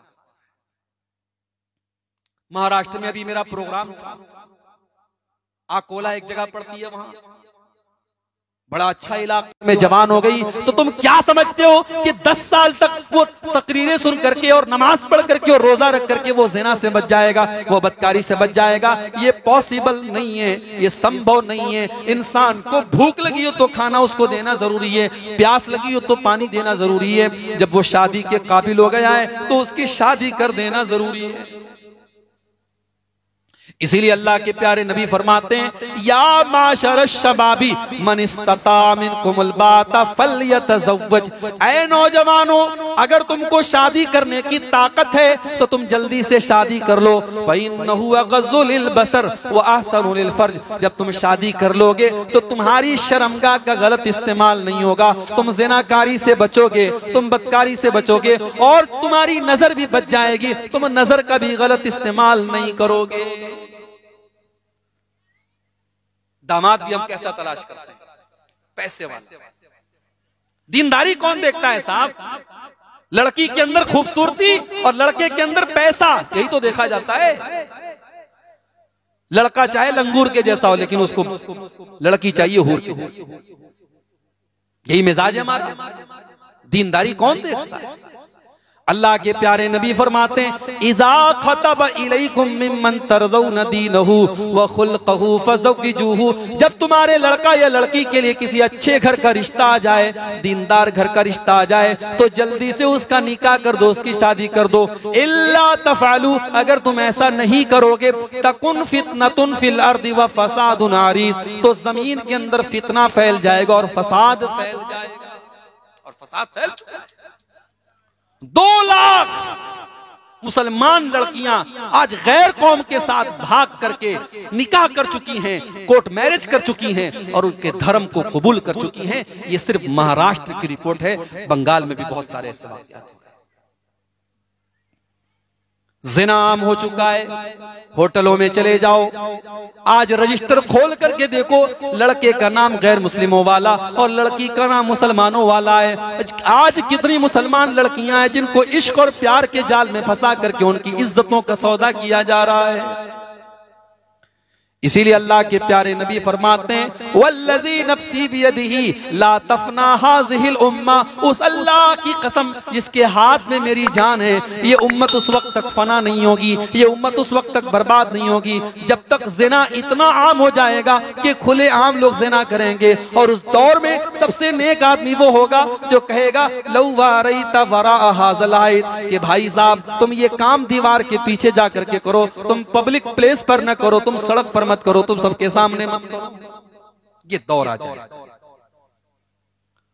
कयामत की एक निशानी ये भी है कि लोग उलमा को छोड़ करके जाहिलों से फतवा पूछेंगे। किसी का कपड़ा शानदार है, पैंट कोट पहन करके और टाई लगा करके, हदीसों का नंबर उसको याद है, कुरान की आयतों का नंबर याद है, वो आकर के फतवा दे रहा है और आप उसको मुफ्ती समझ रहे हैं। और ऐसे ऐसे लोग पैदा हो जाएंगे जो शरीयत के हलाल को हराम बनाने लगेंगे और शरीयत के हराम को हलाल बनाने लगेंगे, और लोग उलमा को छोड़ करके ऐसे लोगों के पीछे भागेंगे। उलमा का मकाम किसी और को मत दो मेरे भाई। ये उलमा तुम्हारी पूंजी हैं, जो सही उलमा है, जो मुस्तनद उलमा है, जो कुरान और हदीस के जानकार उलमा है, उन उलमा को अपनी पूंजी समझो, अपना कैपिटल समझो।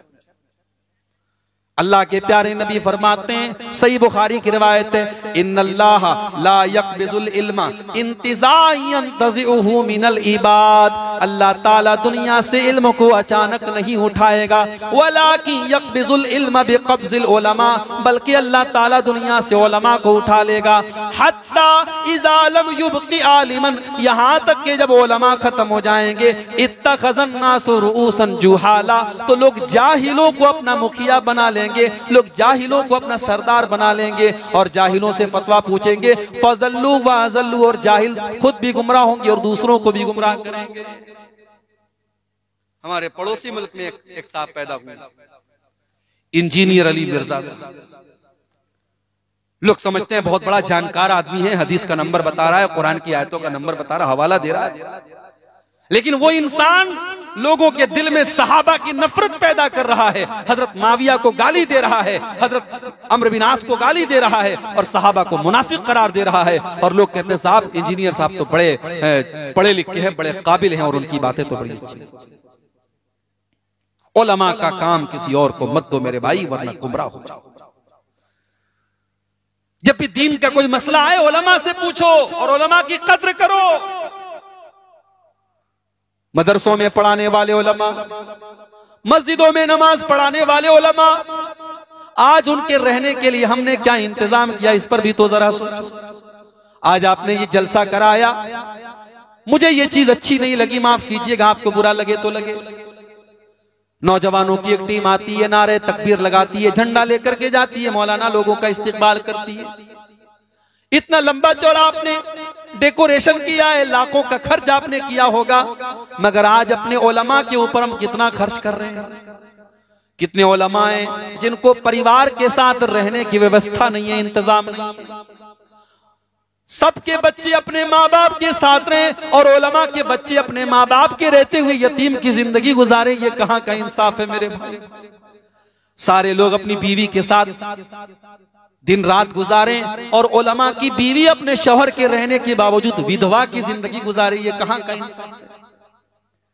आप अच्छा खाते हैं, अच्छा पहनते हैं, अपने परिवार के साथ रहते हैं, क्या उलमा को अच्छा खाने, अच्छा पहनने और अपने परिवार के साथ रहने का अधिकार नहीं है? मैं साफ साफ कहता हूं, आप मस्जिद के इमाम को अगर फैमिली क्वार्टर नहीं दे रहे हैं, अगर परिवार के साथ रहने की व्यवस्था नहीं कर रहे हैं, तो आप बहुत बड़े आजमाइश और इम्तिहान में उसको डाल रहे हैं, बहुत बड़े फितने में आप डाल रहे हैं। और जाहिर है कि जब इंसान परिवार से दूर रहेगा, उसका दिल और दिमाग मुतमईन नहीं रहेगा, वो गलत रास्ते की तरफ भी जा सकता है। और लोग जा रहे हैं। उलमा की इज्जत करो, उनको सम्मान दो। कयामत की एक निशानी अल्लाह के नबी ने यह भी बयान फरमाई कि बहुत ज्यादा बेहयाई और बदकारी होगी। सही मुस्लिम की रिवायत, अल्लाह के नबी फरमाते हैं सिनफान मिन अहलिन नारी लम अरहुमा, दो टाइप के लोग जहन्नम में जाएंगे, दो किस्म के लोग जहन्नम में जाएंगे और अभी मैंने उनको नहीं देखा है, वो कयामत के पहले आएंगे। नंबर 1, कौमुन माहुम सियातुन काजना बिल बकर यजरिबून बिहन्नास, ऐसे लोग आएंगे जिनके हाथ में गाय की दुम की तरह कोड़ा होगा, हंटर होगा, और वो हंटर से लोगों को मारेंगे। यानी उनके पास पावर होगा, वो मिनिस्टर होंगे, वो मंत्री होंगे, वो बादशाह होंगे, वो राजा होंगे, और वो अपनी प्रजा पर अत्याचार करेंगे, अपनी आवाम पर जुल्म करेंगे, अपने पावर का गलत इस्तेमाल करेंगे। और आज हो रहा है, पावर का गलत इस्तेमाल आज हो रहा है। मगर ये बात याद रखो, हर पावर वाले का पावर एक दिन खत्म होता है। हर फिरौन के लिए एक मूसा अल्लाह ने तैयार करके रखा है। अल्लाह की धरती का कानून है अल्लाह का कि दुनिया में शिर्क करने वालों की हुकूमत चलती है, मगर जुल्म करने वालों की हुकूमत नहीं चलती। बड़ा नाज था फिरौन को अपनी ताकत।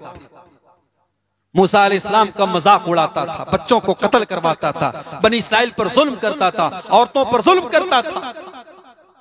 कैसी मौत आई फिरौन को, पानी में डुबा डुबा करके अल्लाह ने मारा। बड़ा नाज था कौम आद और कौम समूद को अपनी ताकत पर, और वो कहते थे मन अशद्दु मिन्ना कुव्वा, हमसे ज्यादा ताकतवर कौन है, हमसे ज्यादा पावरफुल कौन है। अल्लाह ने ऐसी मौत दी, ऐसा अजाब भेजा कि उनकी डेड बॉडी जमीन में ऐसी पड़ी थी। अल्लाह ने फरमाया कअन्नहु माजाज़ु नखलिन खाविया, जैसे खजूर के सड़े हुए तने हैं, खजूर के सड़े हुए पेड़ की तरह उनकी डेड बॉडी। अल्लाह के नबी फरमा रहे हैं कयामत के पहले ऐसा दौर आएगा, जालिम लोग आएंगे, वनिसाउन कासियातुन आरियातुन मुमीलातुन माइलातुन, और ऐसी औरतें आएंगी जो कपड़ा पहनने के बावजूद नंगी होंगी। अगर कपड़ा ऐसा है पीठ नजर आ रही है, अगर कपड़ा ऐसा है आस्तीन पूरी नजर आ रही है, अगर कपड़ा ऐसा है कि गला नजर आ रहा है, कपड़ा पहनने के बावजूद अगर लड़की का बदन नजर आ रहा है, अगर औरत का शरीर नजर आ रहा है, तो ऐसा कपड़ा इस हदीस की कैटेगरी में आएगा। वनिसाउन कासिया आरियातुन, कपड़ा पहनने के बावजूद वो नंगी होंगी, मुमीलातुन, वो गैर मर्दों को अपनी तरफ आकर्षित करेंगी, माइलातुन, और खुद भी उनकी तरफ आकर्षित। मुसलमान औरत और गैर मुस्लिम औरत में फर्क तो होना चाहिए ना भाई। मुसलमान औरत का दुपट्टा अपने बाप के सामने भी उसके सीने पर होना चाहिए, उसके सर पर होना चाहिए।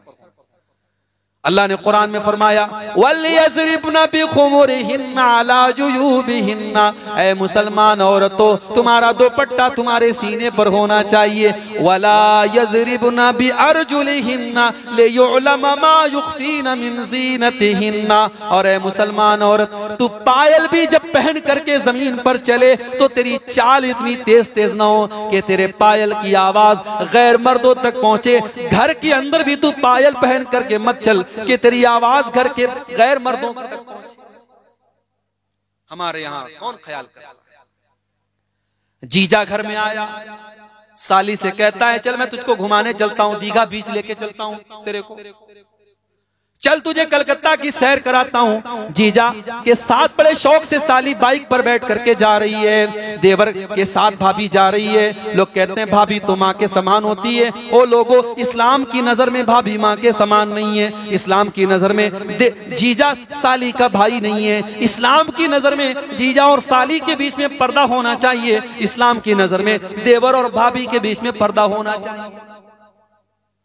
अल्लाह के प्यारे नबी फरमाते हैं ओ लोगो इय्याकुम वद्दुखूल अलन निसा, तुम गैर औरतों के पास अकेले में न जाया करो, तन्हाई में न जाया करो। सहाबा ने पूछा अल्लाह के नबी अफरअयतल हमवा, अल्लाह के नबी क्या देवर भी अपनी भाभी के पास अकेले में नहीं जा सकता? क्या जीजा भी अपनी साली के पास अकेले में नहीं जा सकता? आपने फरमाया अल हम व अल मौत, अरे देवर तो अपनी भाभी के लिए मौत है, जीजा तो अपनी साली के लिए मौत है। क्या मतलब? यानी ये वो रिश्ता है कि इसमें ज्यादा खतरा है कि इंसान गलत रास्ते की तरफ जा सकता है। देवर चूंकि दिन भर उसी घर में रहेगा और जीजा का साली के पास आना जाना रहेगा, तो ये तो सबसे रिस्की खतरा है, सबसे रिस्की रिश्ता है। आपने फरमाया कि देवर भाभी के लिए। आपकी लड़कियां जब जवान हो जाएं, खाला का लड़का है, बुआ का लड़का है, मामू का लड़का है, चाचा का लड़का है, वो अगर आपकी बेटी जवान हो गई तो इन तमाम लड़कों से आपकी बेटी के बीच में एक लिमिट होनी चाहिए। आपकी बेटी को उनके सामने आने से बचना चाहिए। ये मत सोचिए कि खाला का लड़का तो उसका भाई है, मामू का लड़का तो उसका भाई है। शरीयत की नजर में खाला का लड़का भाई नहीं है, मामू का लड़का भाई नहीं है। जब उससे निकाह हो सकता है, शादी हो सकती है, तो वो भाई नहीं है। जब लड़की जवान हो जाए तो उससे पर्दा करना चाहिए। बदकारी को रोको मेरे भाई। इस्लाम ने जिनाकारी के चोर दरवाजों से रोका है। कहां से समाज में जिना आता है, उन सारे रास्तों से इस्लाम ने रोका। आपने फरमाया कयामत के पहले वो दौर भी आएगा कि औरतें कपड़ा पहनने के बावजूद नंगी होंगी। शादी ब्याह के मौके पर हमारे यहाँ जो कपड़े चलते हैं, जवान जवान लड़कियां साड़ी पहनती हैं, जवान जवान लड़कियां गाउन पहनती हैं, और वो गाउन ऐसा होता है कि पूरा बदन उनका नजर आ रहा है, पूरा शरीर उनका नजर आ रहा है, और जवान लड़के उनके आमने सामने आ रहे हैं। और ये उन घरों में हो रहा है जहां माशाअल्लाह पांचों टाइम के नमाजी हैं, जहां माथे पर सज्जे का निशान है, जो दीनदार घर है वहां पर भी ये सब कुछ हो रहा है। अल्लाह के वास्ते अपने घरों को बचाओ। तो कयामत की एक निशानी ये भी, कयामत की एक निशानी ये भी होगी कि शराब बहुत ज्यादा पी जाएगी। आपने फरमाया ला यशरबन्ना नासुम मिन उम्मतिल खम्रा युसम्मूनहा बिगैरि इस्मिहा, मेरी उम्मत के कुछ लोग शराब पिएंगे, उसका नाम बदल देंगे। कोई बियर रख देगा, कोई विस्की रख देगा, कोई रम रख देगा, कोई और नाम रख देगा। नाम बदल बदल करके लोग शराब पिएंगे। वयुज़फ़ु अला रुऊसिहिम बिल मआज़िफ़, और उनके सर के ऊपर नाचने वालियां नाचेंगी और गाने वालियां गाएंगी। सर के ऊपर। उलमा कहते हैं कि आज के दौर में जो हेडफोन है और ईयरफोन है, उसको समझ लो कि हदीस में उसी की तरफ इशारा किया कि सर के ऊपर नाचने वालियां नाचेंगी और गाने वालियां गाएंगी। आज नौजवान शराब पी रहा है, क्या उसको पता नहीं अल्लाह के नबी ने फरमाया था कि शराब के करीब न जाना, फ़इन्नहा मिफ्ताहु कुल्लि शर, हर बुराई की जड़ है शराब। जो शराब पिएगा वो कुछ भी कर सकता है। उस्मान गनी रज़ी अल्लाह तआला अन्हु कहते हैं कि पिछले दौर में एक बहुत अल्लाह का नेक बंदा था, बड़ा परहेजगार आदमी था। उस दौर की एक वेश्या औरत ने, एक बदचलन औरत ने उसको अपने जाल में फंसाने के लिए अपनी एक लौंडी को भेजा। वो लौंडी आती है, कहती हजरत मेरी मालकन आपको बुला रही है, बड़ा जरूरी काम है, एक मामले में गवाही देना है, आपको बुला रही है, चलिए। वो बेचारा नेक आदमी था, सीधा साधा आदमी था, पीछे पीछे चलने लगा। लौंडी घर के अंदर दाखिल हुई, दरवाजा बंद कर दिया। अंदर एक और कमरे में गई, दरवाजा बंद कर दिया। अंदर एक और कमरे में गई, दरवाजा बंद कर दिया। 7 कमरों के अंदर उसको लेके गई। आखिरी कमरे में जब पहुंचा, एक खूबसूरत औरत थी, एक छोटा सा बच्चा था और एक शराब की बोतल थी। औरत कहने लगी तुम्हारे पास 3 ऑप्शन है, या तो तुम मेरे साथ जिना करो, या तुम इस बच्चे को कत्ल करो, या फिर तुम ये शराब पी जाओ। और तुमने तीनों में से कोई काम नहीं किया तो तुम तो 7 दरवाजों के अंदर बंद हो, मैं तुमको कत्ल कर दूं। उसने सोचा सबसे हल्का काम है, शराब पी लेता हूं। उसने शराब पी, एक प्याला, नशा चढ़ा, उसने एक प्याला और पी ली, और नशा चढ़ा, एक प्याला और पी ली, पूरी बोतल खाली कर दी। उसके बाद उसने उस औरत के साथ ज़िना भी कर लिया और उस बच्चे को कत्ल भी कर दिया। हजरत उस्मान गनी फरमाते हैं, ओ लोगो इज्तनिबुल खम्र फ़इन्नहा उम्मुल खबाइस, तुम शराब से बचो, ये तमाम बुराइयों की, गंदगियों की जड़ है।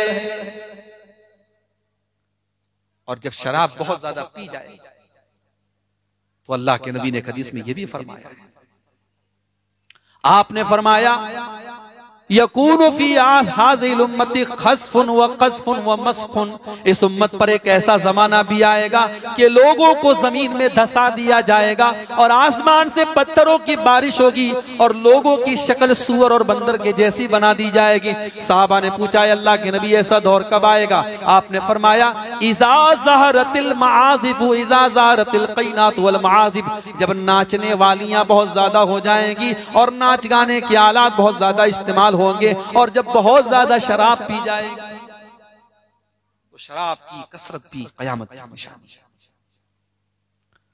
कयामत की एक निशानी आपने ये भी बयान फरमाई कि सूद और ब्याज बहुत ज्यादा इस्तेमाल होने लगेगा। वयज़हरुर रिबा, सूद इस्तेमाल होगा। कितने मुसलमान हैं जिनके पास करोड़ों की दौलत आज धड़ल्ले से सूद और ब्याज का लेन देन कर रहे हैं और उसको कोई गुनाह नहीं समझ रहे हैं। ओ लोगों, ये सूद और ब्याज इतना बड़ा गुनाह है कि अल्लाह ताला कुरान में कहता है, ऐ ईमान वालो, अगर तुमने सूद और ब्याज का लेन देन बंद नहीं किया, फ़इल्लम तफ़अलू फ़अज़नू बिहर्बिन मिनल्लाहि व रसूलिही, तो तुम अल्लाह से और उसके रसूल से जंग करने के लिए तैयार हो जाओ। अपनी सगी मां से जिना करना उससे भी 36 गुना ज्यादा खतरनाक गुनाह है कि इंसान सूद का लेन देन करे, सूद खाए और खिलाए। लेकिन आज मुसलमान सूद खा रहा है। अल्लाह के प्यारे नबी फरमाते हैं, याती अलन्नासी ज़मानुन ला युबालिल मर्उ मिन ऐना खज़ल माल, एक ऐसा जमाना आने वाला है इंसान परवाह नहीं करेगा कि वो माल कहां से कमा रहा है, अमिन हलाल अम मिन हराम, वो हलाल तरीके से कमा रहा है या हराम तरीके से कमा रहा है। ओ लोगों, अल्लाह आपके कारोबार में और बरकत दे, अल्लाह आपके पैसे में और बरकत दे, मगर कभी हराम कमाई को अपने घर में आने मत देना। कल क़यामत के दिन आपको हिसाब देना पड़ेगा। 5 सवालों का जवाब हम सबको देना पड़ेगा और उन 5 सवालों में एक सवाल ये भी पूछा जाएगा, मिन ऐना अखज़ल माल, तूने माल कहां से कमाया, व फीमा अनफ़क़हू, और माल कहां पर खर्च किया। तो हराम खोरी बढ़ जाएगी मुसलमान। एक और निशानी सुन लीजिए कयामत की, इम्रतुस्सुफ़हा, बेवकूफ लोग हुकूमत करेंगे। बेवकूफ लोग, अब इसको बहुत ज्यादा वाज़े करने की जरूरत नहीं है, आप लोग समझदार। बेवकूफ लोग जिनको ये पता नहीं होगा कि हम अवाम को कौन सी मुसीबत में डाल रहे हैं, हम जनता को कौन सी मुसीबत में डाल रहे हैं, फैसले लेंगे, अवाम को परेशान। वह कसरतुश्शुरती, और पुलिस वाले बहुत ज्यादा हो जाएंगे, पुलिस वालों की बहुत ज्यादा कसरत हो जाएगी। वह बैउल हुक्मी, और अदालतों के फैसले खरीदे जाएंगे और बेचे जाएंगे, अपनी मन मर्जी से फैसले दिए जाएंगे। और आगे आपने फरमाया, अल्लाह के प्यारे नबी ने आगे इस हदीस के अंदर फरमाया कि ओ लोगों, कयामत के पहले एक ऐसा दौर भी आएगा कि कुरान को और हदीस को अच्छी आवाज में पढ़ने वाले ज्यादा हो जाएंगे और समझने वाले कम हो जाएंगे। यहां तक कि जब नमाज का टाइम आएगा तो आलिम मौजूद होगा और शरीयत को समझने वाला मौजूद होगा, लेकिन लोग ऐसे आदमी को इमाम बनाएंगे जिसकी आवाज अच्छी होगी ताकि वो अपनी आवाज से लोगों का दिल लुभाए। आवाज और स्वर का राज होगा, लोग इल्म नहीं देखेंगे, लोग नॉलेज नहीं देखेंगे। कयामत की एक निशानी आपने ये भी बयान फरमाई, इन्ना बैना यदइस्साति तस्लीमल खासा, कयामत के पहले खास खास लोगों को सलाम किया जाएगा। पैसे वाला आदमी है तो गरीब को सलाम नहीं करेगा, गरीब की ड्यूटी है कि वो अमीर को सलाम करे। हाजी साहब किसी को सलाम नहीं करेंगे, हाजी साहब को सब लोग सलाम करेंगे। खास खास लोगों को सलाम किया जाएगा, जबकि अल्लाह के प्यारे नबी ने फरमाया, ला तुमिनूना ला तदखुलूनल जन्नत हत्ता तुमिनू, ओ लोगो तुम ईमान वाले नहीं बन सकते, तुम जन्नत में नहीं जा सकते जब तक तुम ईमान वाले न बन जाओ, और तुम ईमान वाले नहीं बन सकते जब तक तुम आपस में मोहब्बत न करो। और आओ मैं तुमको बता देता हूँ कि वो कौन सी चीज है जिसके ऊपर अमल करके तुम आपस में मोहब्बत करने लगोगे। अफ़शुस सलाम बैनकुम, आपस में सलाम को बढ़ाओ, सलाम का प्रचार करो, सलाम को प्रसारित करो। जितनी भी दुश्मनी आपसे, अगर मैंने आपको सलाम कर दिया, मैंने आपके लिए दुआ कर दी कि अल्लाह आपको सलामत रखे, अल्लाह की रहमत हो आपके ऊपर, अल्लाह की बरकत हो आपके ऊपर। जब मैंने सलाम कर दिया, आधी दुश्मनी तो सलाम से खत्म। इसलिए जब आदमी किसी से दुश्मनी करता है तो पहले सलाम करना बंद कर देता है, पहले गुफ्तगू करना बंद कर देता है। खास खास लोगों को सलाम करना। वफ़ुशुवत तिजारा, और तिजारत बहुत ज्यादा फैल जाएगी, कारोबार बहुत ज्यादा फैल जाएगा। हत्ता तुईनल मरअतु ज़ौजहा फी तिजारा, यहां तक के बीवी अपने शौहर की मदद करेगी कारोबार में। मटिया बुर्ज में चले जाओ आप, हमारे दो भाई वहां से आए हैं, कल बताने लगे कि कौन बनेगा करोड़पति में अमिताभ बच्चन ने पूछा था कि वो कौन सी जगह है हिंदुस्तान के अंदर जहां संडे के दिन, छुट्टी के दिन भी करोड़ों का कारोबार होता है। जवाब मिला कि वो जब्बार हाट है जो मटिया बुर्ज के इलाके में। आज कारोबार कितना लंबा चौड़ा हो चुका है और आज इस कारोबार में औरत को भी इस्तेमाल किया जा रहा है। बड़े बड़े होटलों में चले जाओ, बड़े बड़े ऑफिसों में चले जाओ, कोई खूबसूरत लड़की आपको मिलेगी जो वहां रिसेप्शन पर बैठी होगी, जो वहां सामने जाते ही कस्टमर का दिल लुभाने के लिए बैठी। फ्लाइट का सफर आप कीजिए, आपने तो जैकेट पहना हुआ है, आप तो सर से पैर तक पैक हैं, लेकिन बेचारी फ्लाइट के अंदर काम करने वाली जो लड़कियां हैं जिनको एयर होस्टेस कहा जाता है, उनकी ड्यूटी है कि वो अपनी टांगों को खुला रखें, वो अपने पैरों को खुला रखें, क्योंकि उनको अपनी बेहयाई दिखाना है, उनको अपना शरीर दिखाना है, उसी का पैसा उनको मिलेगा। आज औरत को यूज किया जा रहा है।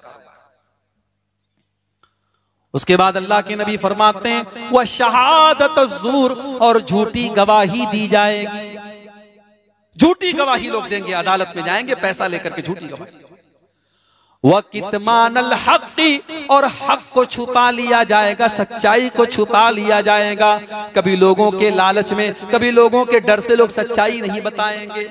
वह ज़ुहूर अल कलमी, और कलम की ताकत और मीडिया की ताकत का दौर आ जाएगा। आज मीडिया की ताकत आप देख लीजिए, आज सही को गलत और गलत को सही करने वाला मीडिया है। और जो बेचारे सच्चे पत्रकार हैं, जो सच्चे जर्नलिस्ट हैं, वो बेचारे उनको टीवी चैनल से निकाल दिया जाता है और उनको अलग अपनी दुनिया बनानी पड़ती है। वह ज़ुहूर अल कलम, कलम की ताकत का दौर आएगा। तो ये भी एक कयामत की अल्लाह के प्यारे नबी ने निशानी। कयामत की एक निशानी अल्लाह के नबी ने यह भी बयान फरमाई, खवारिज पैदा होंगे। सयकूनु फी आखिर ज़मानी सुफ़हाउल अहलाम हुदसाउल अस्नान, आखिरी जमाने में कुछ बेवकूफ लोग आएंगे जो कच्ची उम्र के लौंडे होंगे और वो कुरान बहुत अच्छा पढ़ेंगे, कुरान बहुत अच्छा पढ़ेंगे। यक़ूलून मिन खैरि क़ौलिल बरिया, वो सबसे अच्छी बात करेंगे। यमरुकून मिन अद्दीन कमा यमरुकुस सामु मिन रमिया, लेकिन वो इस्लाम से निकल जाएंगे जैसे तीर अपने शिकार के आर पार निकल जाता है। इसमें इशारा है खवारिज की तरफ, जो इस्लाम की गलत शक्ल आज दुनिया के सामने पेश कर रहे हैं, जो इस्लाम को गलत तरीके से दुनिया के सामने पेश कर रहे हैं, जो बेकसूर लोगों की हत्या कर रहे हैं, जो कहीं बम ब्लास्ट कर देते हैं, कई लोगों को मार देते हैं और इस्लाम को बदनाम करते हैं, उनकी तरफ इशारा इस हदीस।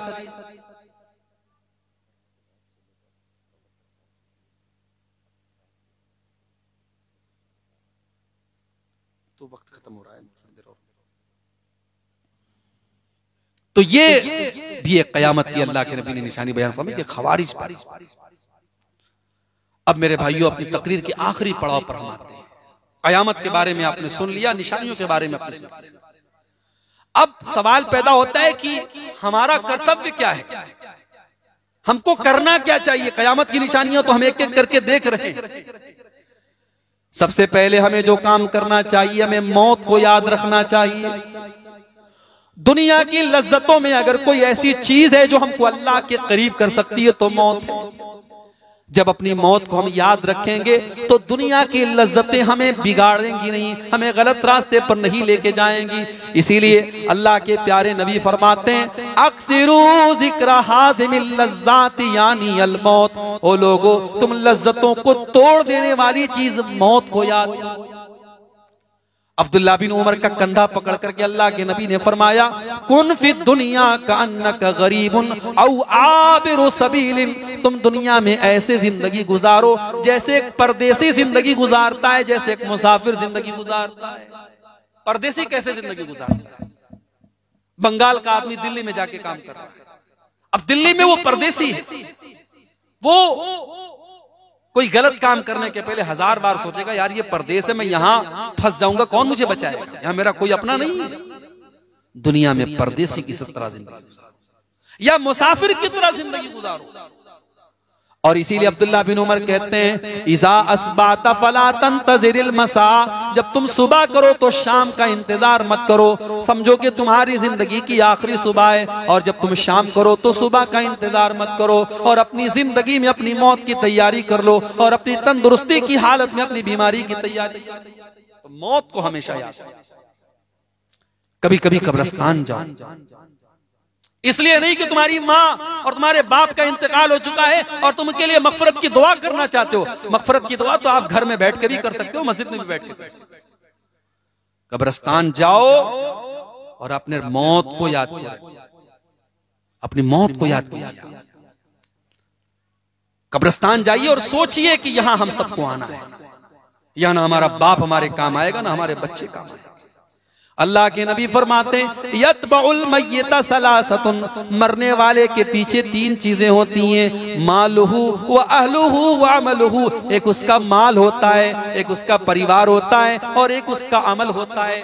माल तो मरते ही अपना साथ छोड़ देता है, जैसे ही इंसान मर गया माल तो दूसरों का हो गया। परिवार वाले थोड़ा बहुत साथ देते हैं, नहलाते हैं, कफनाते हैं, दफनाते हैं, फिर मिट्टी दे करके चले जाते हैं, 2-4 दिन आंसू बहाते हैं, फिर जब अपनी जिंदगी में व्यस्त हो जाते हैं। कब्र के अंदर अगर कोई चीज आपके काम आएगी, आपका अमल आपके काम आएगा, आपकी नेकियां आपके काम आएगी, आपका ईमान आपके काम आएगा। तो मौत को याद करो। दूसरा काम, अपने साथ साथ अपने परिवार वालों को भी जहन्नम की आग से बचाने की तैयारी। हर आदमी अपने परिवार से मोहब्बत करता है।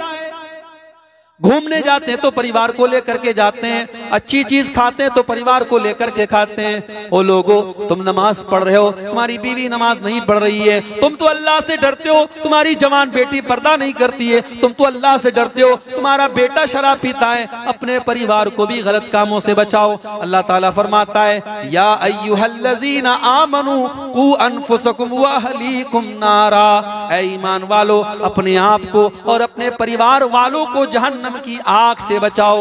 वक़ूदुहन्नास वल हिजारा, जहन्नम की आग का ईंधन इंसान और पत्थर होंगे। जहन्नम की आग पेट्रोल और डीजल से नहीं जलेगी, जहन्नम की आग इंसानों से जलेगी, पत्थरों से। और एक काम और करना है हमको, अगर हम ये चाहते हैं कि कयामत के दिन हम कामयाब हो जाएं, किसी पर जुल्म न करना, किसी पर अत्याचार न करना, किसी का हक न मारना, किसी की जमीन पर नाजायज कब्जा न करना। अल्लाह के नबी फरमाते हैं लतुअद्दुन्नल हुकूक इला अहलिहा, तुम लोगों का हक उनको दे दो, वरना कयामत के दिन तुमको देना पड़ेगा। हत्ता युकाद लिशातिल जलहाई मिनशातिल करना, अगर सींग वाली बकरी ने बगैर सींग वाली बकरी पर जुल्म किया है तो कल कयामत के दिन उसको भी इंसाफ दिलाया जाएगा। किसी पर अत्याचार मत कीजिए, किसी पर जुल्म मत कीजिए, किसी के साथ गलत मत कीजिए, हिसाब देना पड़ेगा। बेईमानी मत कीजिए, करप्शन मत कीजिए, झूठ मत बोलिए, रिश्वत मत लीजिए, कल कयामत के दिन अल्लाह के सामने खड़ा होना पड़ेगा। वैलुल लिल मुतफ्फिफीन, नाप तौल में कमी करने वालों के लिए बर्बादी है। अल्लज़ीना इज़क्तालू अलन्नासी यस्तौफून, जब सामान लेने की बारी आती है तो पूरा पूरा तौल के लेते हैं। वइज़ा कालूहुम औ वज़नूहुम युक्सिरून, और जब देने की बारी आती है तो नाप तौल में कमी करते हैं। अला यज़ुन्नु उलाइका अन्नहुम मबऊसून, क्या ये लोग नहीं सोचते कि इनको मरने के बाद अल्लाह के पास जाना है। यौम यक़ूमुन्नासु लिरब्बिल आलमीन, जिस दिन तमाम के तमाम लोग अल्लाह के सामने खड़े होंगे, तो उस दिन का डर हम और आप अपने अंदर पैदा करेंगे। और इल्म हासिल करो, शरीयत का इल्म, अपने लड़कियों को अपनी बच्चियों को भी दीन का इल्म सिखाओ। इस तरीके की तकरीरें हो तो लड़कियों को भी लेकर के आओ। मस्जिद में कोई दर्स हो रहा है, कोई खुतबा हो रहा है, वहां भी इंतजाम कीजिए और खवातीन को दीन का इल्म दीजिए। इसलिए कि अल्लाह के नबी फरमाते हैं तलबुल इल्म फरीज़तुन अला कुल्ल मुस्लिमिन, इल्म दीन का सीखना हर मुसलमान मर्द और औरत दोनों के लिए फर्ज है। आज हमारी औरतों को दीन के बारे में कुछ भी नहीं पता, इस्लाम के बारे में कुछ भी नहीं पता। आज दुनिया की बहुत नॉलेज हमारे पास, लेकिन इस्लाम की नॉलेज जीरो है हमारे पास। मेरे प्यारे साथियों, कब्र में हमसे ये नहीं पूछा जाएगा आप डॉक्टर थे, आप इंजीनियर थे, आप वकील थे। हाँ, कब्र में हमसे पूछा जाएगा मन रब्बु का, तेरा रब कौन है, मन नबियों का, तेरे नबी कौन है, माँ दीनों का, तेरा दीन क्या है। और इन सवालों का जवाब हमको कुरान में और हदीस में मिलेगा। तो इल्म दीन हासिल कीजिए। कयामत की एक निशानी अल्लाह के नबी ने यह भी बताई थी, जहालत बहुत ज्यादा फैली। आज इंसान के पास दुनिया का बहुत इल्म है, बड़ी नॉलेज है, मगर दीन की नॉलेज जीरो है। साल भर में एक जलसा आपने करा लिया, दीन का इल्म हासिल हो गया? नहीं। आप किताबों का मुताला कीजिए और आप अल्लाह का शुक्र अदा कीजिए। ये मोबाइल, ये यूट्यूब, ये बहुत बड़ी नेमत है आपके लिए, अगर इसका सही इस्तेमाल कीजिए। बड़े बड़े उलमा का बयान आज मोबाइल पर मौजूद है। नमाज का तरीका सीखना हो, मोबाइल पर मौजूद है। इस्लाम की बुनियादी बातें सीखना हो, मोबाइल के ऊपर मौजूद है। कल आपको इल्म दीन सीखने के लिए उलमा के पास जाना पड़ता था, आज उलमा चल करके मोबाइल के जरिए आपके घर में आ चुके हैं। आप जो सही उलमा है, जो मुस्तनद उलमा है, जिनकी बातें सही हैं, कुरान और हदीस वाली हैं, उन उलमा के बयान को सुनिए, उनकी बातों को सुन करके अपनी इस्लाह कीजिए, उनसे दीन का इल्म हासिल कीजिए। इल्म दीन हासिल कीजिए, बहुत जरूरी चीज है। और आखिरी चीज जो बयान करके मैं बात अपनी खत्म करूंगा कि दुनिया के फितने से अपने आप को बचाइए। दुनिया में जिंदगी गुजारिए, अच्छा कारोबार कीजिए, अच्छा खाइए, अच्छा पहनिए, मगर दुनिया को सब कुछ मत समझिए। ये दुनिया एक दिन आपको धोखा देगी। वमल हयातुद दुनिया इल्ला मताउल गुरूर, ये दुनिया तो धोखे का सामान है। ये दुनिया किसी करोड़पति, अरबपति, खरबपति के भी कभी काम नहीं आई है। एक न एक दिन दुनिया को छोड़ करके सबको जाना पड़ा है। सब ठाट पड़ा रह जाएगा जब लाद चलेगा बंजारा। सब छोड़ के यही जाना है। बड़ी बड़ी दौलत आपने इकट्ठा की है, मरेंगे तो कफन में एक पॉकेट भी नहीं होगा जिसमें नोट की कोई गड्डी लेके जा सके। सारा बैंक अकाउंट दूसरों के नाम हो जाएगा, सारी प्रॉपर्टी दूसरों की हो जाएगी। खाली हाथ दुनिया में आए थे और खाली हाथ दुनिया से जाएंगे। दुनिया से दिल न लगाओ मेरे भाई, ये इबरत की जा है तमाशा नहीं है। ये इबरत की जा है तमाशा नहीं है। ये दुनिया इबरत की जगह है मेरे भाई, ये तमाशा नहीं। दुनिया में जिंदगी गुजारो, मगर दुनिया को अपने टारगेट पर, आखिरत को अपना टारगेट पर। रब्बना आतीना फिद दुनिया हसनतन व फिल आखिरति हसनतन वकीना अज़ाबन नार। कुरान में सबसे जामे दुआ हमको ये सिखाई गई कि परवरदिगार हमको दुनिया में भी भलाई अता कर और आखिरत में भी भलाई अता कर, और जहन्नम की आग से हम सबकी हिफाजत फरमा। आइए, ये रात का सुहाना वक्त है, ये रात की वो घड़ी है जिस घड़ी अल्लाह तबारक व तआला आसमान दुनिया पर नाजिल होता है और अपने बंदों से कहता है कि मुझसे मांगो मैं तुमको दूंगा। आइए हम अल्लाह से दुआ करें, रब्बुल आलमीन तो हम सबके गुनाहों को माफ फरमा दे। ऐ अल्लाह हमारी खताओं को दरगुजर फरमा दे। परवरदिगार हम तेरे खताकार हैं, गुनहगार हैं, मगर हम तेरी रहमत की उम्मीद रखते हैं, तेरी रहमत की आस रखते हैं। परवरदिगार हम सबको माफ फरमा दे। ऐ अल्लाह, आज इस पिंडाल के नीचे रात के इस वक्त हम बैठे हैं तुझे राजी करने के लिए, तेरी बातों को सुनने के लिए, तेरा डर अपने दिल में पैदा करने के लिए। अल्लाह हमारी इस मजलिस को तू कबूल फरमा ले। ऐ अल्लाह, आज के इस प्रोग्राम को कायम करने में जिन लोगों की मेहनत रही है, जिन नौजवानों की कोशिश रही है, जिन बुजुर्गों की कोशिश रही है, ऐ अल्लाह उनके माल में, उनके अहलो अयाल में, उनके घर परिवार में तू बरकत अता फरमा। ऐ अल्लाह, जो बीमार है तो उनको शिफा अता फरमा, जो रोजी रोटी से परेशान है उनके कारोबार में बरकत नसीब फरमा। ऐ अल्लाह, हल्द्वानी के उन 50,000 मुसलमानों की मदद फरमा जिनको उनके घर से बेघर करने की साजिश रची जा रही है। ऐ अल्लाह, तू जालिमों को उनके अंजाम तक पहुंचा दे। ऐ अल्लाह, तू मजलूमों की मदद फरमा।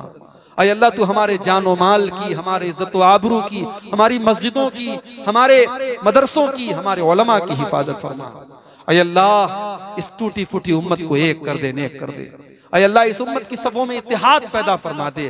अय अल्लाह कलमे की बुनियाद पर, ला इलाहा इल्लल्लाह और मुहम्मदुर रसूलुल्लाह की बुनियाद पर इस उम्मत को इत्तेहाद और इत्तेफाक की दौलत नसीब फरमा। अय अल्लाह जब तक हम दुनिया में जिंदा रहें इस्लाम पर जिंदा रहें और हम सब का खात्मा ईमान पर हो, आमीन। व आखिर दावाना अनिल हम्दुलिल्लाहि रब्बिल आलमीन। वस्सलामु अलैकुम व रहमतुल्लाहि।